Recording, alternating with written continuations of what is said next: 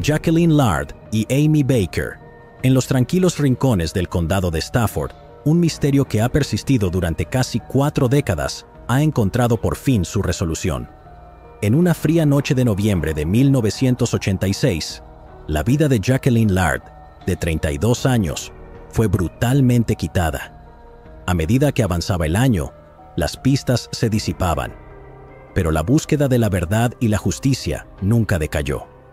Décadas más tarde, el avance que proporcionaría respuestas a la trágica desaparición de Jacqueline también descubriría un sorprendente vínculo con otro caso sin resolver. Jacqueline era una agente inmobiliaria de 32 años de edad. Vivía y trabajaba en el condado de Stafford, Virginia. Conocida por su vivacidad y dedicación, era madre y criaba a 2 hijos, una chica de 13 años y un niño de 7 años de edad. Su papel en Mount Vernon Realty implicaba largas jornadas, trabajo duro y compromiso. Estas son las circunstancias que la definían tanto profesional como personalmente. A primera vista, su vida en noviembre de 1986 era la de una mujer profesional muy ocupada. Se esforzaba en dedicarse a su carrera y a su familia al mismo tiempo, pero su vida rutinaria pronto se vería alterada por un trágico suceso. La mañana del 14 de noviembre de 1986, Jacqueline Lard llevaba a cabo su rutina de siempre. Se preparaba para otro día en Mount Vernon Realty, en Garrisonville Road. Ese día, como muchos otros, Jacqueline tenía que trabajar hasta tarde. Tarde también va a ser si no te suscribes a mi nuevo canal, donde relato personalmente casos de este año en primera persona. Suscríbete rápido en el comentario fijado. Rápido. Volviendo al caso. Esto no era inusual, y Jacqueline cumplía con sus compromisos diligentemente, sin ser consciente del sombrío destino que le aguardaba. En casa, sus hijos estaban acostumbrados a la rutina, sabían que su madre trabajaba a menudo hasta tarde y confiaban en que volvería, como siempre lo hacía. Al caer la noche en el condado de Stafford, un momento de inquietud se apoderó del hogar de los Lard. Jacqueline no regresó a casa a la hora habitual. Las horas pasaban sin tener señales de ella. A la mañana siguiente, con Jacqueline aún desaparecida, la ansiedad aumentó exponencialmente. Los empleados de los comercios cercanos alertaron a la policía al encontrar signos de una lucha violenta en la oficina inmobiliaria. Las paredes y el suelo del despacho estaban manchados de sangre. Uno de sus zapatos negros de tacón, sus tarjetas de visita y algunos de sus papeles inmobiliarios aparecieron esparcidos por el suelo manchados de sangre. Al día siguiente, en el vecino condado de Prince William, se hizo un espantoso descubrimiento que confirmó los peores temores de los seres queridos de Jacqueline. El cuerpo de Jacqueline, parcialmente vestido, fue encontrado bajo un montón de alfombras desechadas en Woodbridge. El estado de su cuerpo indicaba que había sufrido un traumatismo por objeto contundente, un final violento para una vida que quienes la conocían describían como vibrante y dedicada a sus hijos. Los primeros hallazgos en la escena del crimen y el último paradero conocido de Jacqueline empezaron a dibujar un panorama sombrío para los investigadores. Las autoridades reconstruyeron los hechos que condujeron a su desaparición. Observaron que Jacqueline había sido vista por última vez por sus colegas alrededor de las 9 de la noche del día de su desaparición. La escena de un forcejeo en la oficina inmobiliaria sugería que podría haber sido allí donde comenzó el ataque. En los días y semanas siguientes, los detectives siguieron entrevistando a colegas, familiares y posibles testigos. Querían crear una línea de tiempo de las últimas horas de la vida de Jacqueline. El marido de Jacqueline trabajaba como agente de la DEA. Estaba en una misión en Costa Rica en el momento de la muerte de su esposa. Revisaron sus registros telefónicos, transacciones financieras e interacciones de negocios. Buscaron cualquier pista que pudiera señalarles al autor. Su coche, un Nissan Stanza color champán, apareció abandonado en el condado de Fairfax un mes después de que se encontrara su cadáver. Esto añadió otra pieza al rompecabezas. Se sugería que después de salir de su oficina, Jacqueline había sido secuestrada y llevada a la fuerza a otro lugar. Y entonces se produjo el fatal encuentro. La proximidad de su vehículo abandonado y el lugar donde se encontró su cadáver apuntaban a un intento planificado y posiblemente apresurado de ocultar el crimen. A pesar de los esfuerzos de los detectives, el caso se enfrió rápidamente. A lo largo de los años, múltiples equipos de detectives revisaron el caso. Retuvieron a los testigos y volvieron a examinar las pruebas con nuevas tecnologías forenses. Los avances en los análisis de ADN permitieron albergar esperanzas de un gran avance, pero la coincidencia seguía siendo difícil de encontrar. Los investigadores también pidieron ayuda a la opinión pública, difundieron información sobre el caso periódicamente y pidieron que se presentara cualquiera que lo supiera. Siguieron innumerables pistas, pero ninguna condujo a un sospechoso concluyente. Con el paso de los años, el caso fue pasando de un sheriff a otro. Cada uno de ellos se esforzaba por resolver el misterio de la prematura muerte de Jacqueline, pero los rastros que se iban borrando y las pruebas que envejecían se los impedía. El mayor avance en la investigación del prematuro final de Jacqueline se produjo décadas después del crimen. Esto fue impulsado por los avances en la tecnología forense y un compromiso revitalizado para resolver casos sin resolver. En 2017, los funcionarios del condado de Stafford decidieron utilizar los servicios de los nanolaboratorios de Parabon.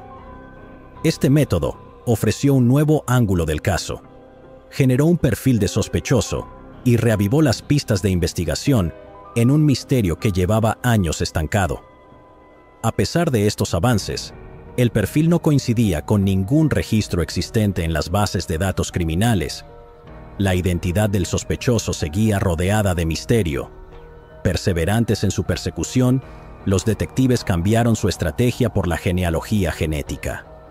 Al cotejar el ADN de la escena del crimen con estas bases de datos, los genetistas pudieron identificar a parientes lejanos.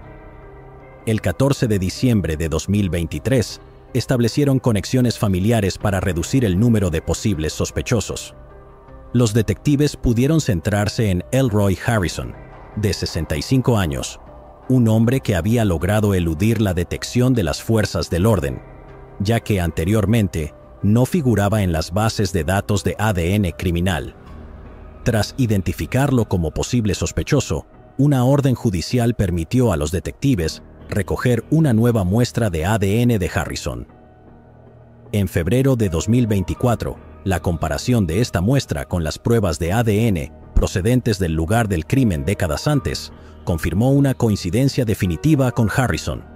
Los investigadores se sorprendieron al descubrir que las pruebas de ADN también vinculaban a Harrison con otro trágico caso, el asesinato de Amy Baker en 1989. La noche del 29 de marzo de 1989, Amy, de 18 años, se quedó a un lado de la carretera interestatal 95. Su Volkswagen Escarabajo azul se había quedado sin gasolina cerca de Backlick Road, en Springfield, en el condado de Fairfax, Virginia. Volvía a casa después de visitar a su tía en Falls Church. Amy encendió las luces de emergencia y se dirigió a pie hacia una gasolinera Exxon cercana en busca de ayuda. Trágicamente, durante su marcha se encontró con un violento asaltante. Amy fue agredida y su vida fue brutalmente arrebatada por un estrangulamiento. Su cuerpo fue abandonado en un bosque cercano. Su vehículo sería encontrado al borde de la carretera y remolcado a la mañana siguiente. Su familia, que había denunciado su desaparición, se enteraron de que el coche había sido remolcado y volvieron al lugar donde se había averiado. 2 días después de su desaparición, su madre Sue Baker y su tía encontraron sus restos ocultos bajo una capa de hojas. Estaba cerca del lugar donde habían dejado su vehículo. Al igual que en el caso de Jacqueline, las pruebas forenses recogidas en la escena de Amy condujeron inicialmente a un final. Su caso también se enfrió. En 2020, los detectives del equipo de casos sin resolver del Departamento de Policía del Condado de Fairfax colaboraron con DNA Labs International para presentar las pruebas del caso de Amy para su análisis. La investigación realizada a través de la genealogía genética unificó los dos trágicos sucesos separados bajo un único sospechoso. proporcionó pruebas cruciales que habían eludido los detectives durante décadas.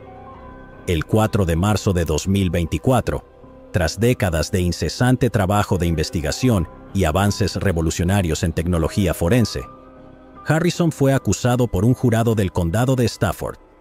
Se le imputaron múltiples cargos, entre ellos un cargo de asesinato en primer grado, secuestro y asalto hacia Jacqueline Lard. También allanamiento de morada con intención de cometer un delito grave. Fue detenido en su domicilio del condado de Stafford el 5 de marzo. Posteriormente fue detenido en la cárcel regional de Rappahannock sin fianza. La unidad de casos sin resolver del condado de Fairfax está colaborando con la oficina del fiscal del condado de Fairfax. Quieren preparar cargos adicionales relacionados con la muerte de Amy Baker. Sue Baker, la madre de Amy, dijo: Fairfax se está ocupando de esto y lo hará. Pero ahora mismo queremos que se ocupe del caso de Jacqueline Lard para saber que el culpable nunca saldrá de la cárcel. Siempre esperé esto. Nunca me rendí. Le dije que nunca me rendiría. La oficina del sheriff del condado de Stafford dijo que la familia de Jacqueline no está interesada en hacer comentarios en este momento. Estos esfuerzos son un paso significativo hacia la resolución de estos casos sin resolver desde hace mucho tiempo. Esto aportará algo de consuelo a las familias implicadas. Carol Ann Barrett. En marzo de 1980, Carol Barrett, una joven de 18 años de Sannesville, Ohio, viajó con unos amigos a Daytona Beach, Florida. Se suponía que iban a ser unas idílicas vacaciones de primavera. El viaje daría un giro trágico cuando Carol fue secuestrada de su habitación de motel por un hombre armado. A pesar de los esfuerzos inmediatos de sus amigos por salvarla y de las intensas búsquedas policiales, el cuerpo de Carol aparecería días después cerca de Jacksonville, Florida, muy lejos de donde se la vio por última vez. Durante 4 décadas, este horrible asesinato permaneció sin resolver. Atormentó a su familia y a la comunidad de Daytona, hasta que un gran avance en tecnología forense aportó nuevas esperanzas a este caso sin resolver. Carol Ann Barrett nació y creció en la pequeña ciudad de Sannesville, Ohio. Sannesville es una comunidad conocida por su naturaleza unida y sus fuertes valores familiares. Carol, una de 6 hermanos, creció en un hogar bullicioso. El amor y el apoyo eran abundantes. Sus padres, Wayne y Patricia Barrett, estaban muy implicados en la vida de sus hijos. Proporcionaron un entorno estable y enriquecedor. Desde muy joven, Carol demostró cualidades de resistencia e independencia. Quienes la conocían, la podían describir como una persona sensata y práctica. Estos eran rasgos que la hacían muy querida, no solo por su familia, sino también por su amplio círculo de amigos. Carol tenía un comportamiento tranquilo y la capacidad de manejar situaciones estresantes con sabiduría. Estas eran características que su familia creía que le servirían bastante en la edad adulta. A los 18 años, Carol había desarrollado una gran variedad de intereses y un claro compromiso con sus aspiraciones futuras. Como miembro de la banda de su instituto, disfrutaba de las oportunidades que le brindaba para viajar y actuar. Un viaje especialmente memorable de la banda a Colorado despertó en ella la pasión por explorar nuevos destinos. Esto alimentó su deseo de planear un viaje de vacaciones de primavera a Daytona Beach, Florida. El padre de Carol, Wayne Barrett, no estaba muy contento con la idea del viaje, pero cedió. Sabía lo mucho que significaba para su hija. Carol había trabajado a tiempo parcial en un restaurante Wendy's para ahorrar para el viaje durante casi un año. A medida que se acercaban las vacaciones de primavera, la emoción era palpable. El 20 de marzo de 1980, Carol y varias de sus amigas condujeron toda la noche hasta Florida.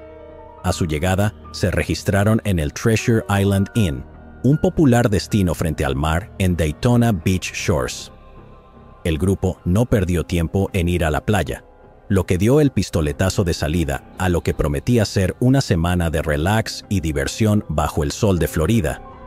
Las vacaciones darían un giro espeluznante en la madrugada del 23 de marzo.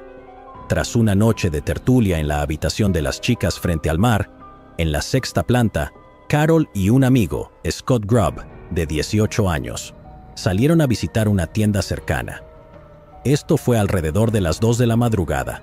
Cuando Carol y Scott se dirigían hacia el ascensor, se encontraron de repente con un hombre que portaba una pistola. El asaltante les obligó agresivamente a regresar a su habitación de motel y les exigió que volvieran a entrar. Preocupado por las intenciones del intruso, su otro amigo, Steve, alegó que no podían acceder a la habitación porque no tenían la llave. Pero el pistolero fue implacable y empujó a Steve hacia la puerta. Aterrorizados, Steve y Carol aporrearon la puerta hasta que uno de sus amigos la abrió desde adentro. Una vez dentro, el pistolero se sorprendió brevemente por el número de personas que había en la habitación. A continuación, ordenó a todos que se desnudaran y acabó recaudando unos $200 en efectivo del grupo. Luego, declarando su necesidad de un rehén para facilitar su huida, eligió inicialmente a Pam Quinn, de 17 años, pero cuando Pam reaccionó con histeria inmediata, lo reconsideró. Murmuró que ella sería demasiado problemática. En su lugar, Carol se ofreció voluntaria para ir en su reemplazo. Ella optó por mantener la calma bajo presión. El pistolero indicó a Carol que se vistiera, mientras los demás seguían desnudándose en el balcón. Les aseguró que Carol sería liberada en 1 hora. A continuación, cerró la puerta corredera de cristal tras ellos, mientras acompañaba a Carol fuera de la habitación.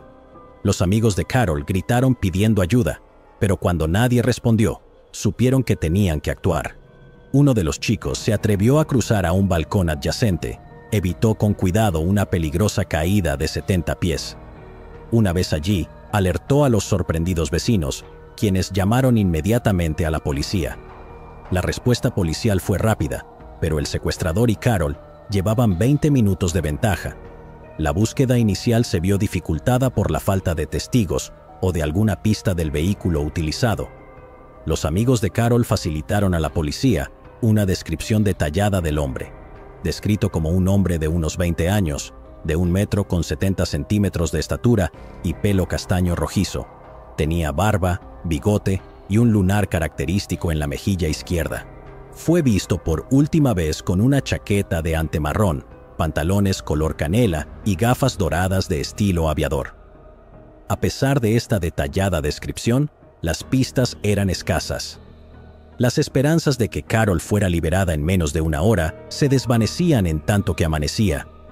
A medida que pasaban las horas sin rastro de Carol, la realidad de la situación empezaba a desconcertarlos. Pam, asumiendo el doloroso deber de informar a los padres de Carol, les comunicó la devastadora noticia.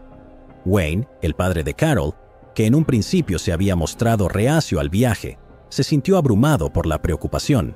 Intentó por todos los medios aferrarse a sus esperanzas, debido a la conocida resistencia y sensatez de Carol.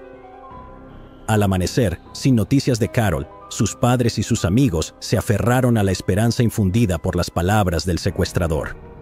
Rezaron para que regresara sana y salva. El FBI se unió a la investigación. Ayudó a las autoridades locales entrevistando a otros huéspedes y al personal del Treasure Island Inn. Desgraciadamente, no surgió ninguna información útil. Al día siguiente, los detectives de Daytona Beach fueron alertados del hallazgo del cadáver de una joven en una zona remota cercana al aeropuerto de Jacksonville. Esto es a casi 100 millas de donde Carol fue vista por última vez. Encontrada a 9 metros de la Interestatal 95, la mujer vestía de forma similar a Carol en el momento de su secuestro. 2 amigos de Carol viajaron a Jacksonville para identificar el cuerpo. Confirmaron la peor pesadilla de todos. Carol había tenido un final violento. Los amigos y familiares de Carol, que se aferraban a la esperanza de que regresara sana y salva, quedaron desolados por el sombrío descubrimiento. A pesar de las promesas iniciales del secuestrador de que sería liberada, su vida fue arrebatada sin sentido demasiado pronto. Cuando fue descubierta, Carol no presentaba lesiones evidentes, a pesar de tener sangre seca en la cara. La autopsia reveló posteriormente que había recibido un disparo mortal en la nuca, efectuado con un arma de pequeño calibre. La encontraron parcialmente vestida y con la parte superior del cuerpo al descubierto. Su jersey blanco estaba sobre su cabeza y su camiseta cerca. Sus joyas permanecían intactas. La autopsia también señaló que fue agredida. No había heridas defensivas. Los detectives, ante la falta de pistas, se basaron en la descripción de los amigos de Carol para crear un retrato robot del sospechoso. Este retrato se distribuyó a la policía de todo el país, a los cobradores de peaje de las principales autopistas de la costa este, y apareció en los periódicos locales y en televisión. Los detectives estudiaron todos los detalles, desde las pruebas forenses en el lugar del crimen hasta las entrevistas con posibles testigos. Incluso analizaron las grabaciones de las cámaras de tráfico e interrogaron a delincuentes conocidos de la zona. Estudiaron detenidamente crímenes similares en los estados vecinos, con la esperanza de encontrar un avance que se relacionara con el caso. Incluso después de que se difundiera ampliamente el retrato compuesto del sospechoso, las semanas se convirtieron en meses sin ninguna pista significativa. Pasaron los años y la familia de Carol, desolada, siguió colaborando con las fuerzas del orden. Les instaron a mantener el caso abierto y a involucrar al público. Cada año, en el aniversario de la desaparición de Carol, los periódicos locales publicaban artículos que recordaban a la comunidad el crimen sin resolver. Esperaban refrescar la memoria o la conciencia de alguien, pero finalmente, el caso se enfrió por completo. No fue hasta agosto de 2017, cuando el caso de Carol fue reabierto por la Unidad de Casos sin Resolver de la Oficina del Sheriff de Jacksonville, tras una revisión detallada de las pruebas. Unos años más tarde, en 2020, se produjo un avance significativo, cuando Billy Mansfield Jr., de 65 años, fue identificado como sospechoso. Se trata de un delincuente en serie convicto que ya estaba en prisión desde 1982 por el asesinato de varias mujeres. Mansfield, que tenía 24 años en el momento de la trágica muerte de Carol, confesó en septiembre de 2022 ser la persona que aparecía en el boceto inicial de la policía. Su confesión se produjo tras múltiples entrevistas que duraron más de 2 años. Admitió tanto el secuestro como el crimen violento. Mansfield había sido condenado en 1982 por acabar brutalmente con la vida de 5 mujeres diferentes en California y Florida. En su casa del condado de Hernando, Florida, se descubrieron 4 grupos de restos humanos durante la investigación inicial. 2 de estos restos fueron identificados rápidamente, pero 2 permanecieron sin identificar hasta 2022. Los agentes no dijeron cómo se redujo la búsqueda a Mansfield, pero Dan Jansen, supervisor de casos sin resolver de la oficina del sheriff de Jacksonville, dijo que la oficina del sheriff tenía una huella parcial de la palma de la mano del sospechoso para acompañar el boceto de la policía. Aunque confesó su participación en el caso de Carol Barrett en 2024, las autoridades decidieron no seguir adelante con el enjuiciamiento. Mansfield ya cumple cadena perpetua en California y 4 cadenas perpetuas concurrentes en Florida por sus condenas anteriores. Después de casi 44 años, este avance supuso un cierto cierre para la familia de Carol. Se confirmaba así la identidad del autor del crimen tras años de angustiosa incertidumbre. Claire Gilligan, sobrina de Carol, dijo que tenía 3 años cuando mataron a su tía, pero que la recuerda. Quiere que los demás también la recuerden. Claire no recordaba el día en que estuvo a punto de ahogarse cuando era pequeña, pero sabe que hoy está aquí gracias a su tía Carol. Saltó, me sacó y me hizo la reanimación cardiopulmonar hasta que llegó la ambulancia. Fue una heroína muchas veces, aunque Carol también era joven, dice Claire. Era como una segunda madre para mí. Recuerdo que me bañaba. ¿Y te acuerdas de esas perlitas de aceite para el baño? Siempre las usaba. Recuerdo que me preparaba maíz con queso mozzarella. Las galletas no horneadas eran sus galletas favoritas y son las mías también. Claire también dijo lo siguiente sobre Carol: una hija cariñosa, hermana, amiga. Ya sabes, cualquier persona en la que puedas confiar, a la que puedas acudir y sentirte cómoda. Esa era Carol. La resolución es agridulce por la decisión de no procesar a Mansfield debido a su condena a cadena perpetua. su familia nunca verá que se le responsabilice específicamente de su trágico final. El fundador del proyecto Cold Case, Ryan Bachman, dijo: "Para algunas familias es suficiente saber quién fue y que no está ahí afuera haciendo daño a otras personas". Norman Lawrence Rich. En marzo de 1990, la tranquila vida de Norman Lawrence Rich fue brutalmente truncada en su casa de Washington, D.C., dejando a una comunidad conmocionada y a una familia enfrentándose a una pérdida indescriptible. Fue hallado muerto en circunstancias misteriosas que desconcertaron a los investigadores durante años. Las pistas iniciales, incluido el testimonio de su novia, Sheila Brown, no sirvieron de mucho para aclarar el misterio que rodeaba su prematura desaparición. El caso quedó sin resolver durante décadas, pero la familia de Norman nunca dejó de luchar por que se hiciera justicia. Más de 30 años después, sus esfuerzos condujeron a un sorprendente avance que descubrió que el autor estaba más cerca de casa de lo que nadie esperaba. Nació y se crió en Washington, D.C. Norman, conocido cariñosamente como Semo, era el mayor de 8 hermanos. Fueron criados por una madre soltera en una comunidad muy unida.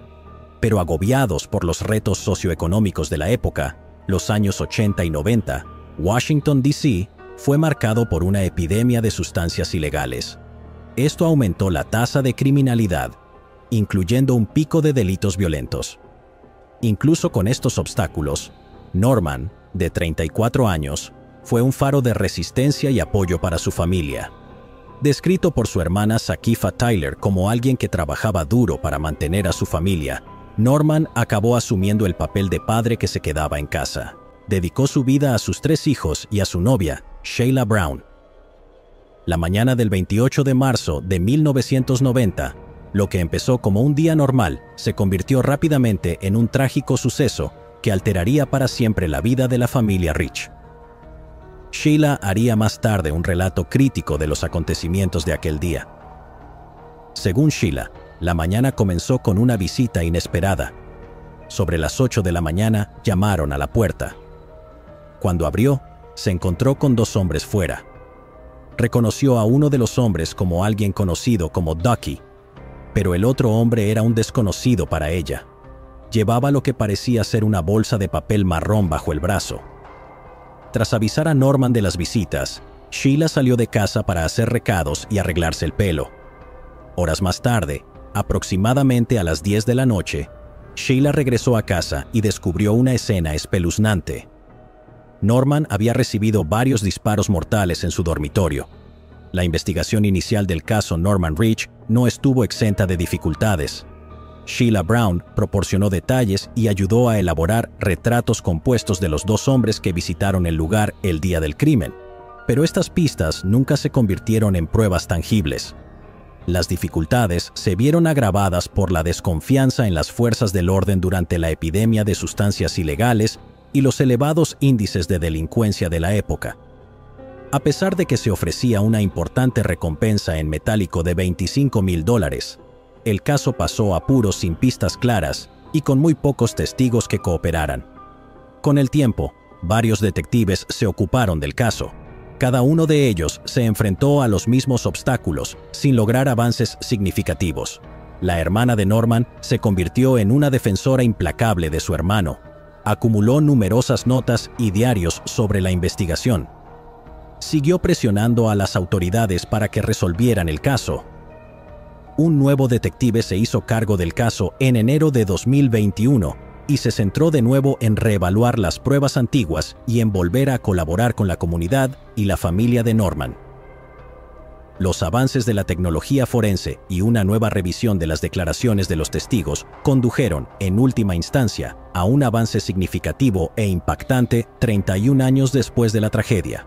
El nuevo análisis de las pruebas existentes condujo a sospechas que apuntaban de nuevo a Sheila, la novia de Norman, pues resulta que se contradecía en su relato inicial de los hechos.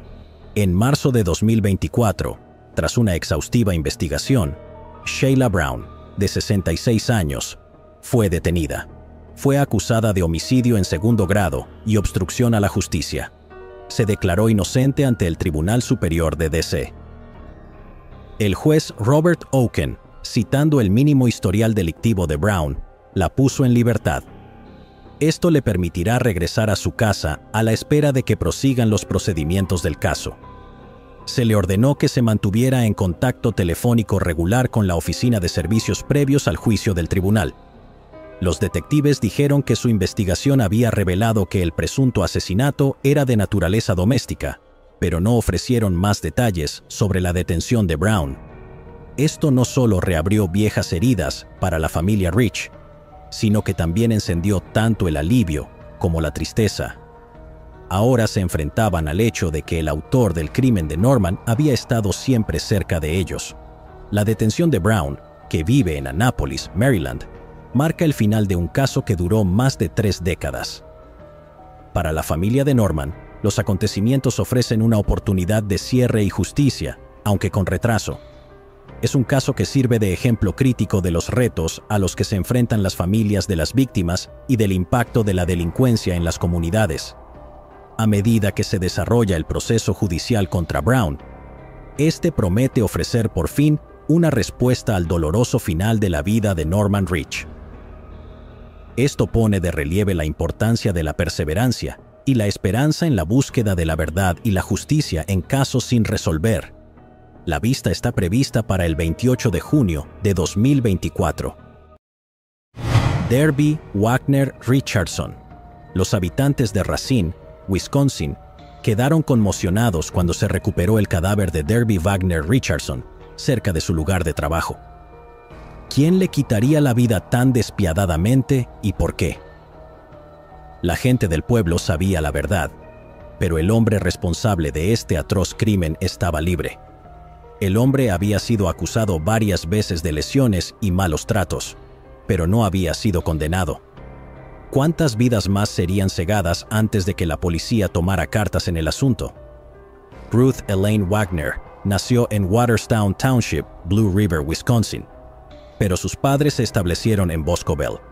Creció en una granja de la capital del pavo de Wisconsin y se casó con Robert Lindner, su amor del instituto. La pareja tuvo 2 hijos, Deborah y Byron. Deborah nació el 2 de mayo de 1958 en Boscobel. Sus abuelos Berta y Harry Wagner la adoraban completamente. La llamaban cariñosamente Derbie, y el nombre se le quedó grabado. Derbie nació justo un año después de que sus padres, adolescentes, se casaran. Su padre, Robert Lindner, estaba en el ejército, lo que significaba que la familia cambiaba mucho de locación. Era joven, y esta era una forma de llegar a fin de mes y mantener a su familia en crecimiento. Derbie nunca se sintió completamente arraigada a un lugar y fue incapaz de hacer amigos hasta que tuvo casi 9 años. Su madre se instaló en Madison en mayo de 1967, cuando atravesó un complicado divorcio con Robert Lindner. Ruth Wagner permaneció soltera durante mucho tiempo centrada en el cuidado de sus hijos, pero volvió a encontrar el amor en 1974 y se casó con James Erickson. Derbie estaba disgustada por el divorcio de sus padres, así que decidió escaparse de casa cuando tenía 14 años. De vuelta a casa, el matrimonio de su madre terminó y ella volvería a casarse en 1986. Derbie no tenía forma de saberlo, puesto que ya estaba ocupada con su propia vida. Douglas Copen entró en la vida de su madre y Derbie tuvo hermanastros, Daniel y Alan Copen. Su familia había crecido, pero ella se sentía sola y excluida. Necesitaba rehacer su vida porque se sentía abandonada por su madre. 2 años después de huir de casa, Derbie entró en un bar de Racine.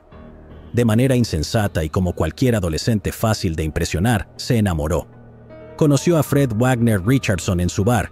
El treintañero tenía bastante experiencia.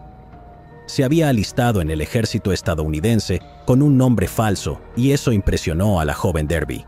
Lo que ella no sabía era que este hombre traería consigo malas noticias. Tenía un largo historial de mala conducta y delitos graves en el ejército. Durante su estancia en el ejército, presuntamente saltó de entre los arbustos, agredió y robó a un hombre. Fue condenado a prisión y dado de baja por deshonor. Tras su traslado a Racine, fue condenado por otros 2 robos. Solo cumplió una parte de una condena de 15 años. La razón por la que se le permitió vagar por las calles con tanta libertad fue únicamente el sistema de justicia penal. Los delincuentes pueden andar libres basándose en pequeñas legalidades. Al salir de la prisión de Lenworth, decidió vivir en Racine. Racine era una típica ciudad industrial y le brindó la oportunidad que Fred buscaba. Abrió un bar donde conoció a Derby, que entonces tenía 16 años. Fred Wagner era listo.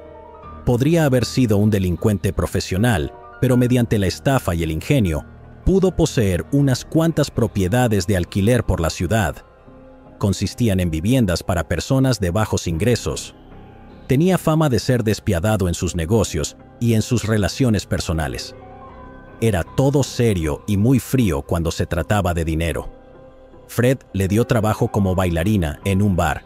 Siendo aún menor de edad, se abrió camino durante años bailando por propinas. No sabía cómo protegerse, y este fue el primer trabajo que le pagó lo suficiente para vivir algo más cómodamente que en la calle. Al ser menor de edad, no podía cobrar legalmente, así que Fred se aprovechó de este hecho y la explotó. Como tenía propiedades en alquiler, también le daba alojamiento a cambio de sus servicios. Se las arregló para tener el control sobre ella desde el principio. Ella lo veía como su salvador, mientras que él solo la utilizaba. Derby y Fred se casaron en 1979. Tuvieron 2 hijos, August Marie y Joy, nacidos en 1980 y 1984. Para entonces, Derby ya había presentado su familia a su madre Ruth. Ruth no aprobó a Fred desde el principio. Con el tiempo, Fred fue dominando cada vez más el matrimonio. Varios conocidos y colegas de Derby se dieron cuenta de la tensión existente en la relación de la pareja. Tras el periodo inicial de luna de miel, Derby no tardó en darse cuenta de que estaba atrapada en un matrimonio abusivo. Fred era demasiado agresivo cuando se enfadaba y era excesivamente controlador. Como era una adolescente cuando se casó con él, soportó los malos tratos hasta que pudo hacerse fuerte. Su amiga y colega, Kelly Williams Cherry, cuidaba a menudo de las hijas pequeñas de la pareja. Kelly fue una de las personas a las que Derby confió los malos tratos que sufría por parte de Fred. En junio de 1986, Derby se armó de valor y abandonó a Fred. Huyó tras soportar un matrimonio difícil durante varios años. Derby también se apresuró a emprender acciones legales, tras ser aconsejada por amigos y abogados. A pesar de la agresiva respuesta de Fred, ella se mantuvo firme y no cedió. Inició los trámites de divorcio en diciembre de 1986. La pareja compartía un importante patrimonio inmobiliario en Racine, que debía dividirse. Fred se enfrentaba a la perspectiva de perder una parte considerable de sus ganancias. Esto incluía un supuesto 50% de las propiedades y un 25% de los ingresos por alquiler, por un valor estimado de $250,000. Derby no podía soportar más la violencia y estaba aterrorizada de que Fred estuviera a punto de hacerle daño. No era de los que se quedaban callados en asuntos de dinero. Las cosas se ponían feas muy rápido. Como todo estaba aún muy reciente, Derby no estaba segura de cómo iba a ser el acuerdo de custodia, así que accedió a que Fred se llevara a las niñas fines de semana alternos. Pero Fred era vengativo. Tenía otra cosa en mente. El 21 de enero de 1987, Derby se preparaba para enviar a las niñas con su padre. Fred apareció y golpeó a Derby delante de sus niñas, de 3 y 7 años. Se asustaron mucho. Estranguló a Derby hasta que se desmayó. 5 días después, ella presentó una orden de alejamiento temporal contra él. También fue condenado por agresión unas semanas después. La situación iba en aumento. Sabía que tenía que escapar y salvar su vida. Derby estaba trabajando muy duro para dar un giro a su vida. Trabajaba muy duro para proporcionar una buena vida a sus hijas. Solo tenía 28 años, así que podía planear mucho para su futuro. Derby tenía muchos trabajos. Era secretaria en la Visiting Nurse Association de Kenosha y trabajaba como guardia de seguridad para Guardian Protective Services. También actuaba como consejera de fitness en la YWCA de Vista durante los fines de semana. Recientemente había solicitado el puesto de ayudante del sheriff del condado de Racine. Quería trabajar para la oficina del sheriff del condado de Racine y aspiraba a formar parte de las fuerzas del orden algún día. Quería ayudar a los adolescentes que se veían atrapados en situaciones de desamparo y tal vez también ayudar a las mujeres a salir de matrimonios abusivos. El 21 de marzo de 1987 se produjo una reunión entre Derby, Fred y sus respectivos abogados. Terminó de una manera que hizo sentir a Derby que su vida corría peligro. Su abogado estuvo de acuerdo y avisó a la policía para solicitar protección policial para Derby. Barbara Smith, que trabajaba como especialista en víctimas y testigos en la oficina del fiscal del distrito del condado de Racine, orientaba a las víctimas en los procedimientos legales. Recuerda perfectamente haber ayudado a Derby cuando solicitó una orden de alejamiento temporal. Smith explicó que era una época anterior a que los casos de violencia doméstica requirieran políticas de detención obligatoria. Esto significaba que la policía tenía discrecionalidad para decidir si detenía o no al presunto agresor. En 1987, las víctimas tenían que acudir físicamente a una comisaría para presentar denuncias penales. Cuando Derby denunciaba su agresión, la obtención de una orden de alejamiento temporal era un proceso aparte. Smith expresó su frustración con las órdenes de alejamiento temporales. Las describió como en gran medida ineficaces y a menudo encendiendo la situación. Recordó haber advertido a la víctima: "Este es el momento más peligroso para ti". Hizo hincapié en que la orden de alejamiento podría agravar la violencia existente. Cuando Derby se marchó, Smith pudo recordar vívidamente que ella dijo: "En realidad, no importa. Me va a destruir y de todos modos". En esa reunión en particular, el 21 de marzo, la pareja estaba dividiendo múltiples propiedades de alquiler que poseían juntos, incluidos los ingresos por alquiler. Al parecer, Fred lloró y dijo: "Estoy muy herido. Estoy muy herido". Fred Wagner Richardson le señaló con un dedo amenazador y le dijo: "No me gusta que me hagan daño". Estaba increíblemente disgustado porque perdería dinero de sus propiedades en alquiler como consecuencia del divorcio. Derby trabajaba como guardia de seguridad en el turno de noche en Steiberg Engineering, 1600 Gold Street. Patrullaba el interior del edificio cerrado, rodeado por una valla rematada con alambre de espino. Como de costumbre, la noche del 21 de marzo de 1987, dejó a sus hijas con Kelly, su amiga que cuidaba de sus hijas. Derby siempre le hacía prometer que si alguna vez aparecía Fred, no le dejaría acercarse a sus niñas. Kelly era la única a la que confiaba a sus hijas, mientras ella se iba a hacer varios trabajos para mantener a las suyas. Esto ocurrió unas 12 horas después de su espeluznante encuentro con el que pronto sería su exmarido. A pesar de estar emocionalmente conmocionada, Derby tuvo que seguir adelante. Derby normalmente se registraba en su bufete a la 1 de la mañana. No lo hizo esa noche. La empresa empezó a preocuparse cuando se dieron cuenta de que no respondía y no aparecía por ninguna parte. La dirección de Steiberg Engineering llamó a las autoridades sobre la 1:30 de la mañana, al no poder localizarla. Los investigadores acudieron al lugar esa mañana en su calidad de patrulleros. Los agentes se dirigieron a Steiberg e iniciaron una búsqueda de ella y de su Pontiac Sunbird, pero no lograron localizarla. 7 horas más tarde, sobre las 8 de la mañana, el agente Al Felion localizó el coche de Derby. Estaba aparcado en un callejón en el 1546 de Layard Avenue, justo al norte de Steiberg Engineering. Todo esto estaba bien, excepto por un detalle inquietante: la sangre goteaba de los agujeros de drenaje en el maletero de su coche. La sangre corría por el pavimento. Dentro del maletero, la policía recuperó el cuerpo sin vida de Derby. Estaba completamente desnuda y tenía la boca amordazada con cinta aislante blanca. Le habían acuchillado brutalmente la garganta y las muñecas. Estaba casi decapitada. Tal era la agresividad de sus heridas en el cuello. En las siguientes 24 horas, se recuperaron sus ropas esparcidas por la calle. Se encontraron su uniforme color canela, su placa de seguridad y un parche del hombro de su uniforme, junto con un zapato marrón. Un hombre que vive en Eland Avenue encontró algunos de sus papeles y su documento de identidad.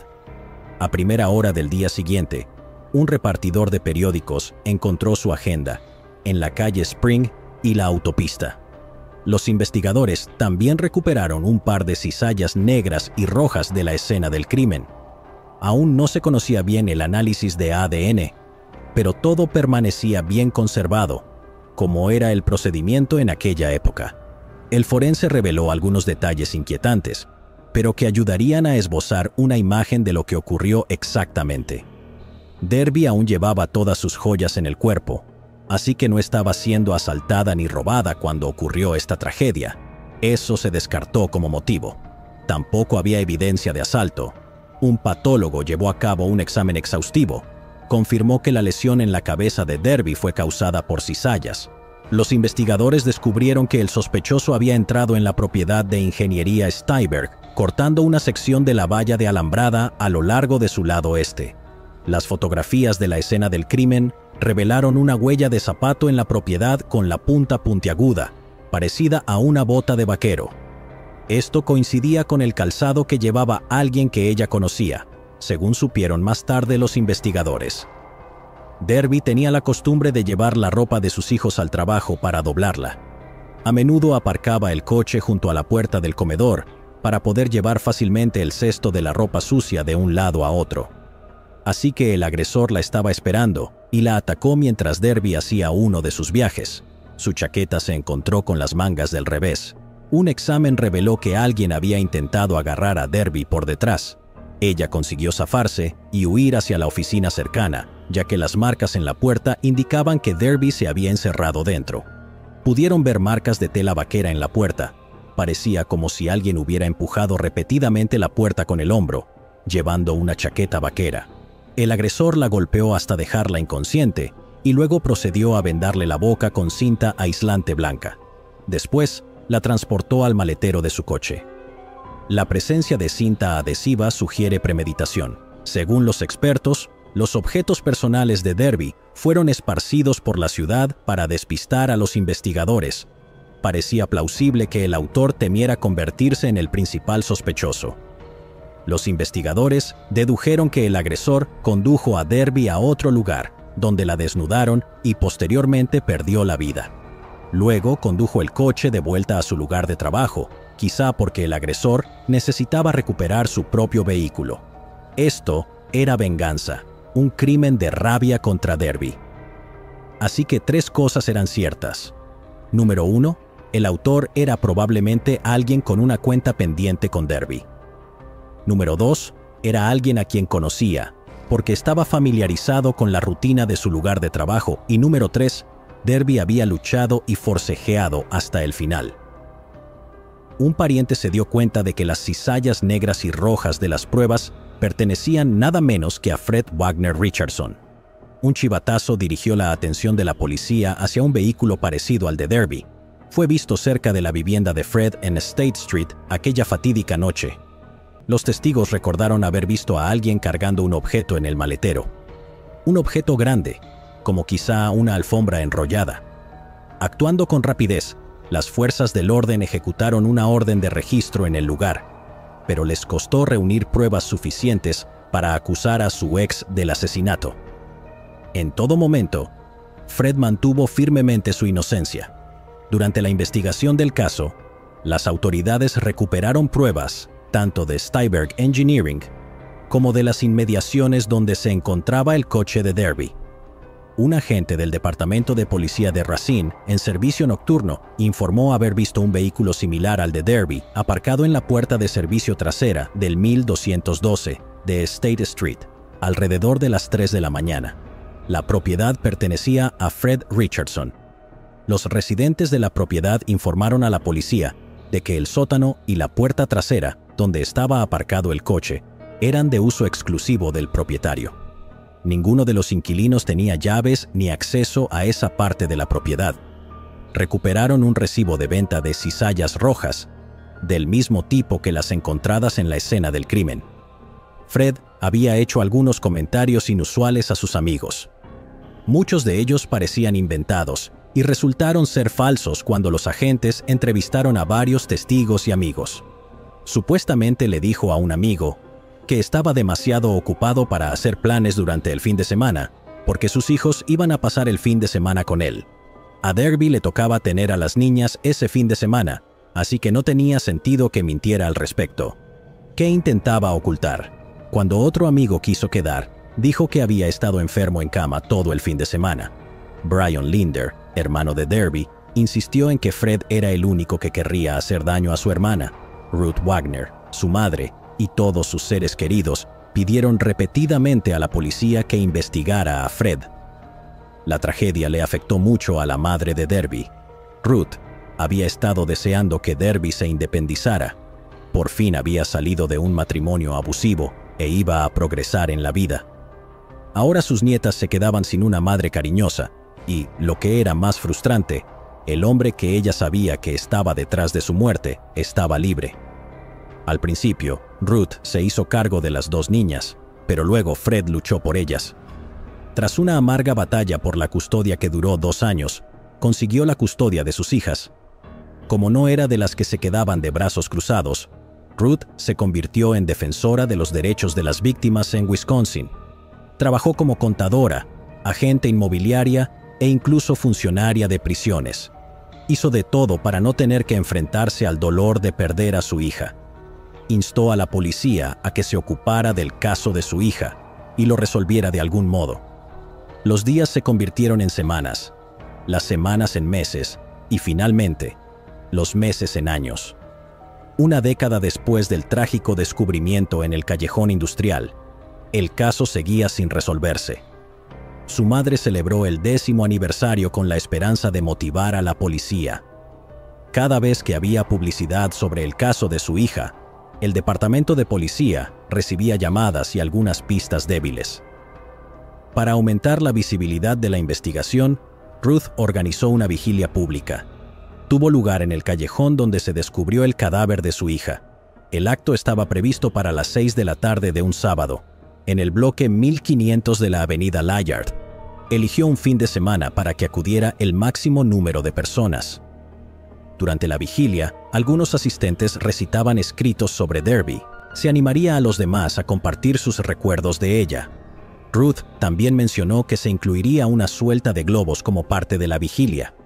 El tiempo había ayudado a Ruth a asimilar la trágica realidad de los últimos momentos de su hija, pero seguía sintiendo una punzada de dolor cada vez que se mencionaba el bien intencionado, pero quizá mal interpretado dicho, la vida sigue. Ruth comentó lo siguiente: sí, la vida sigue, pero no como pretendíamos.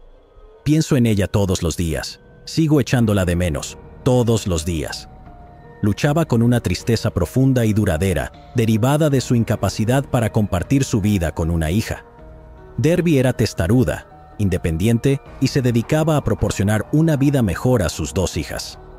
Ruth esperaba que la publicidad de la vigilia pudiera despertar algún recuerdo. Quizá alguien viera la foto de Derby en la tele y recordara quién era, o quizá hubiera visto a Fred. Quizá, solo quizá, alguien saliera con información. Para el departamento de policía de Racine, era un vergonzoso secreto a voces. Sabían que Fred era un posible sospechoso, pero tenían las manos atadas. Para entonces, Fred se había mudado de Racine. Se estableció en el suroeste de Filipinas, en Consolación, Cebú. Se casó con una mujer llamada Lola. Sus hijas crecieron allí y él tuvo una vida feliz. Tendría más hijos e incluso nietos, uno de los cuales habría compartido con Derby. La hija de Auguste Marie nunca conoció a su querida abuela y se distanció aún más de su bisabuela, Ruth.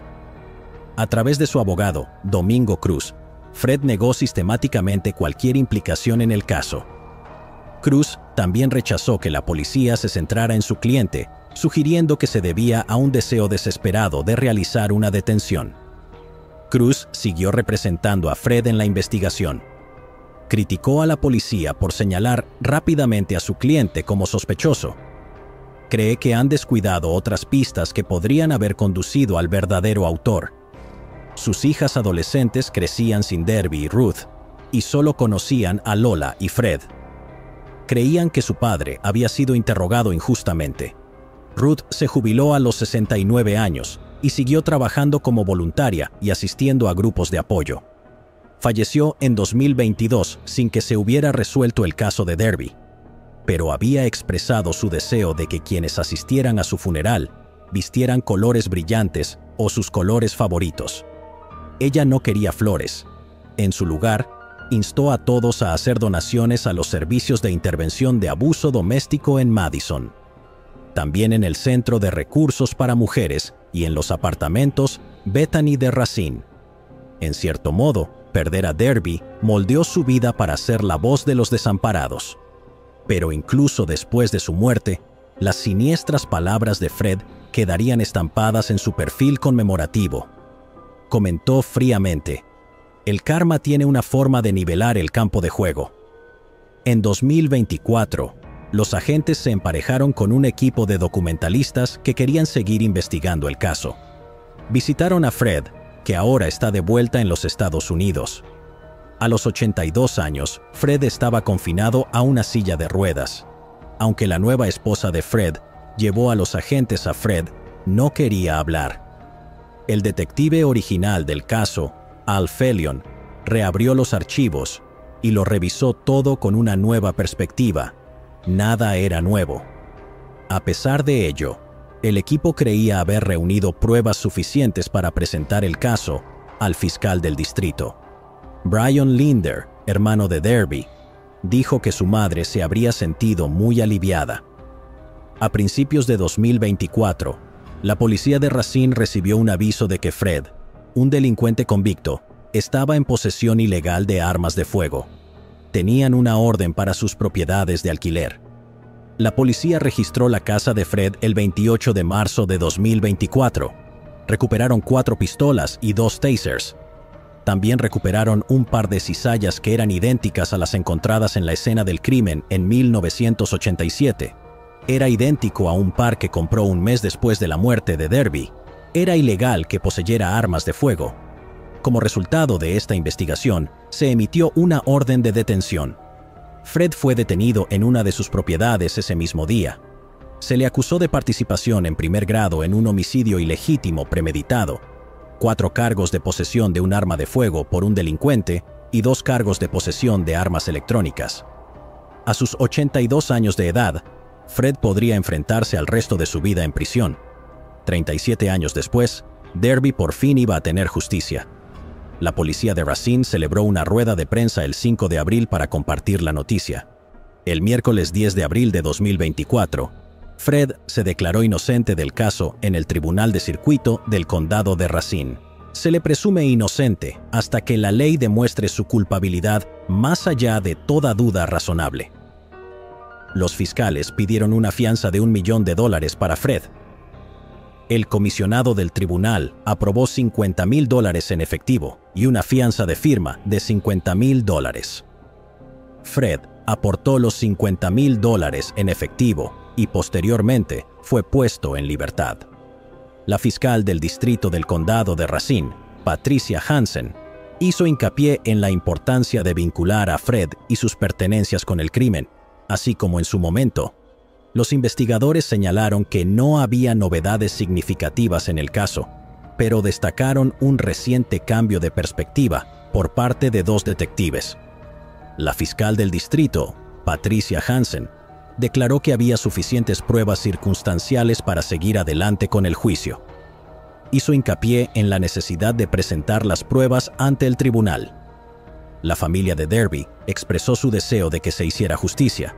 Reconocieron que la situación les había pasado factura. Cuando los canales de noticias llamaron a la puerta de Fred en busca de comentarios, no respondió. El fiscal Hansen temía que huyera, dados sus vínculos con Filipinas. En consecuencia, tuvo que entregar su pasaporte. El hermano de Derby expresó su decepción ante el sistema, pero también cierto alivio. Ellie Schmidt, tía de Derby, dijo: "Sé que hablo en nombre de toda la familia al expresar mi profunda gratitud a todos los que han hecho posible que estemos aquí hoy". También dijo: "Lo ideal sería que estuviera aquí mi hermana Ruth, que luchó tanto y durante tanto tiempo para que se hiciera justicia en el caso de su hija". El detective del condado de Racine Todd Lauer dijo que nos hemos hecho esa pregunta muchas veces. ¿Por qué? ¿Por qué no? Hace años, el caso siempre estuvo ahí, ¿no? Fuimos capaces de exponerlo de una manera en la que pensamos que había un caso de sentido común y estaba listo para ser presentado ante un jurado y que ellos decidieran. Racine es una ciudad pequeña. No tenían recursos suficientes para hacer investigaciones y seguimientos más exhaustivos. Y en segundo lugar, sabían que un gran jurado quería más pruebas de las que tenían antes, pero todas las pruebas que tenían apuntaban a Fred. Él tenía los medios, el motivo y la oportunidad de acabar con su vida. 37 años es mucho tiempo para esperar recibir justicia. Fred pudo volver a casarse, tener un hijo con Lola y ver a sus nietos. Derby no tuvo la oportunidad de hacer ninguna de esas cosas, ya que su vida fue truncada por venganza. Una conferencia de Estado está programada para el 12 de julio de 2024. Veronica Butler y Gillian Kelly. A finales de marzo de 2024, la tranquila ciudad de Hugoton, Kansas, se convirtió en el centro de atención. Dos madres, Veronica Butler y Gillian Kelly, desaparecieron en circunstancias misteriosas. Lo que empezó como un viaje rutinario, terminó con su coche abandonado en una carretera desolada y más preguntas que respuestas. Con pocas pistas, pero cada vez más sospechas, las autoridades iniciaron una investigación que se extendió por todo el estado.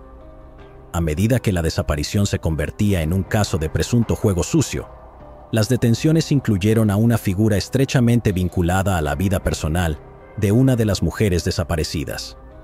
Veronica Butler, de 27 años, nacida en 1996 en Oklahoma. Creció principalmente en Guymon. Se graduó en 2015 en el Instituto Yarbrough, que estaba ominosamente cerca de donde más tarde se descubriría su vehículo abandonado. Verónica trabajaba como asistente de enfermería y contribuía con su tiempo en una casa de escala local. Comprometida con Tracy Pitts, un marín. Verónica estaba profundamente dedicada a sus dos hijos pequeños de una relación anterior. Gillian Kelly, de 39 años, era de Gering, Nebraska.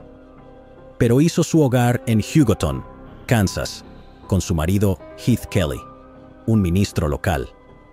Heath fue nombrado como nuevo ministro en Willow Christian Church, en Indianola, Nebraska, en noviembre de 2023, pero aún no había comenzado su posición. Como secretaria de la primera iglesia cristiana de Hugoton, Gillian estaba profundamente arraigada a su fe y a la comunidad religiosa.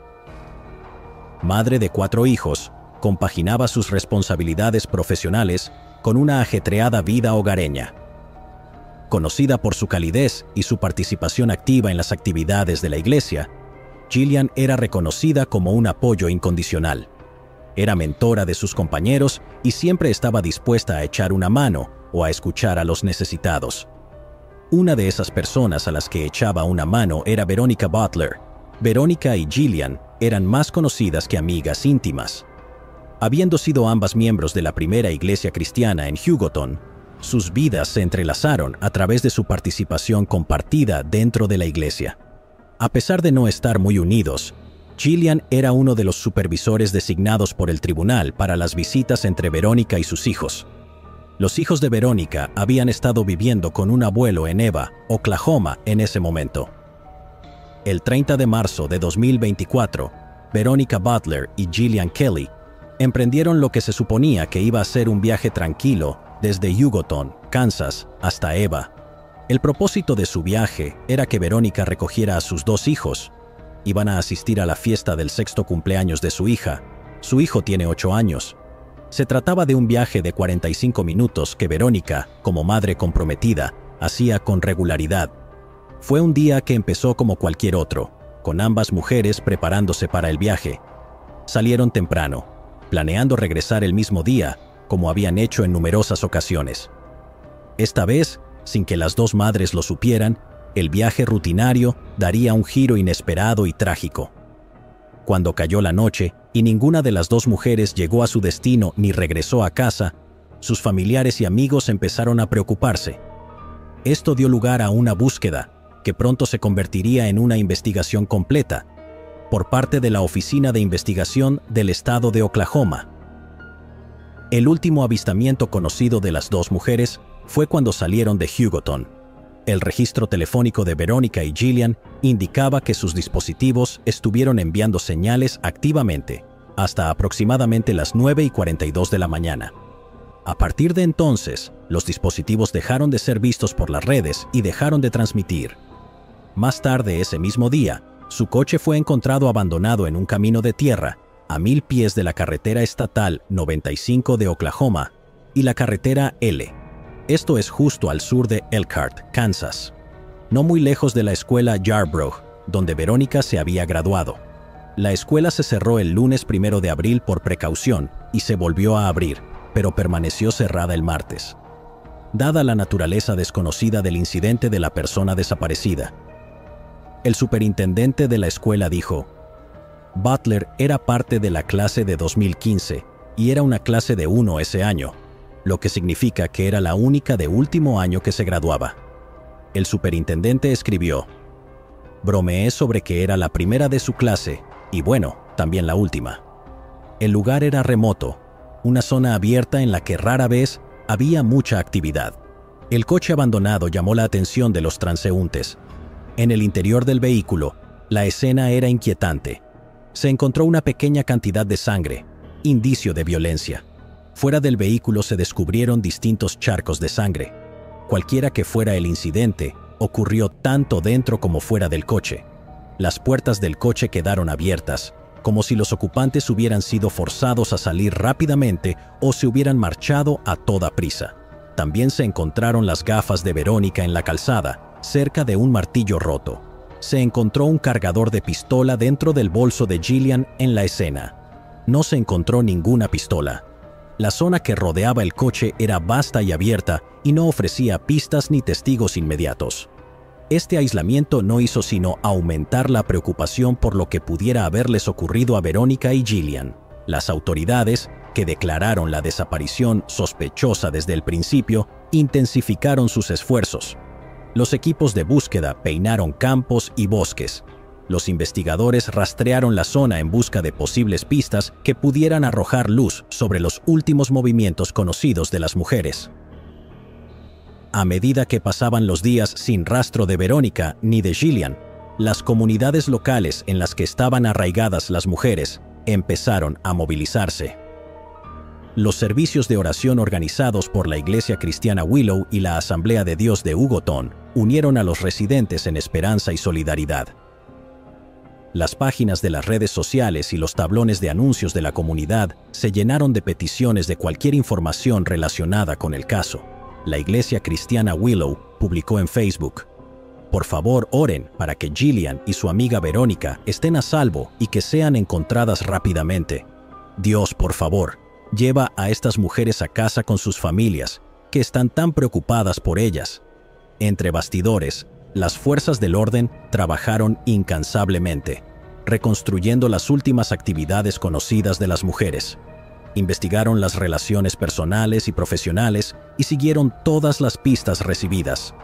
La falta de pruebas o de una dirección clara en la investigación no hizo sino aumentar la frustración y el miedo que se apoderaron de todos los implicados.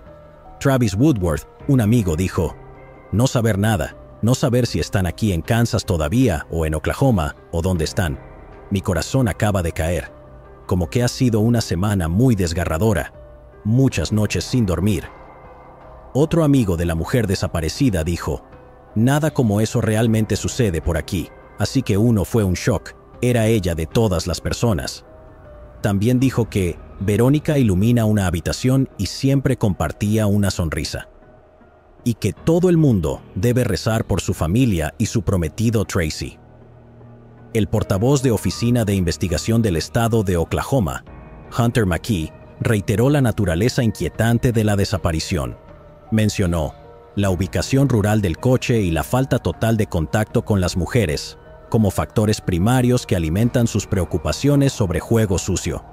Añadió: y por lo general, se puede utilizar cámaras y filmaciones para ver tal vez lo que había ocurrido, o lo que había llevado a eso.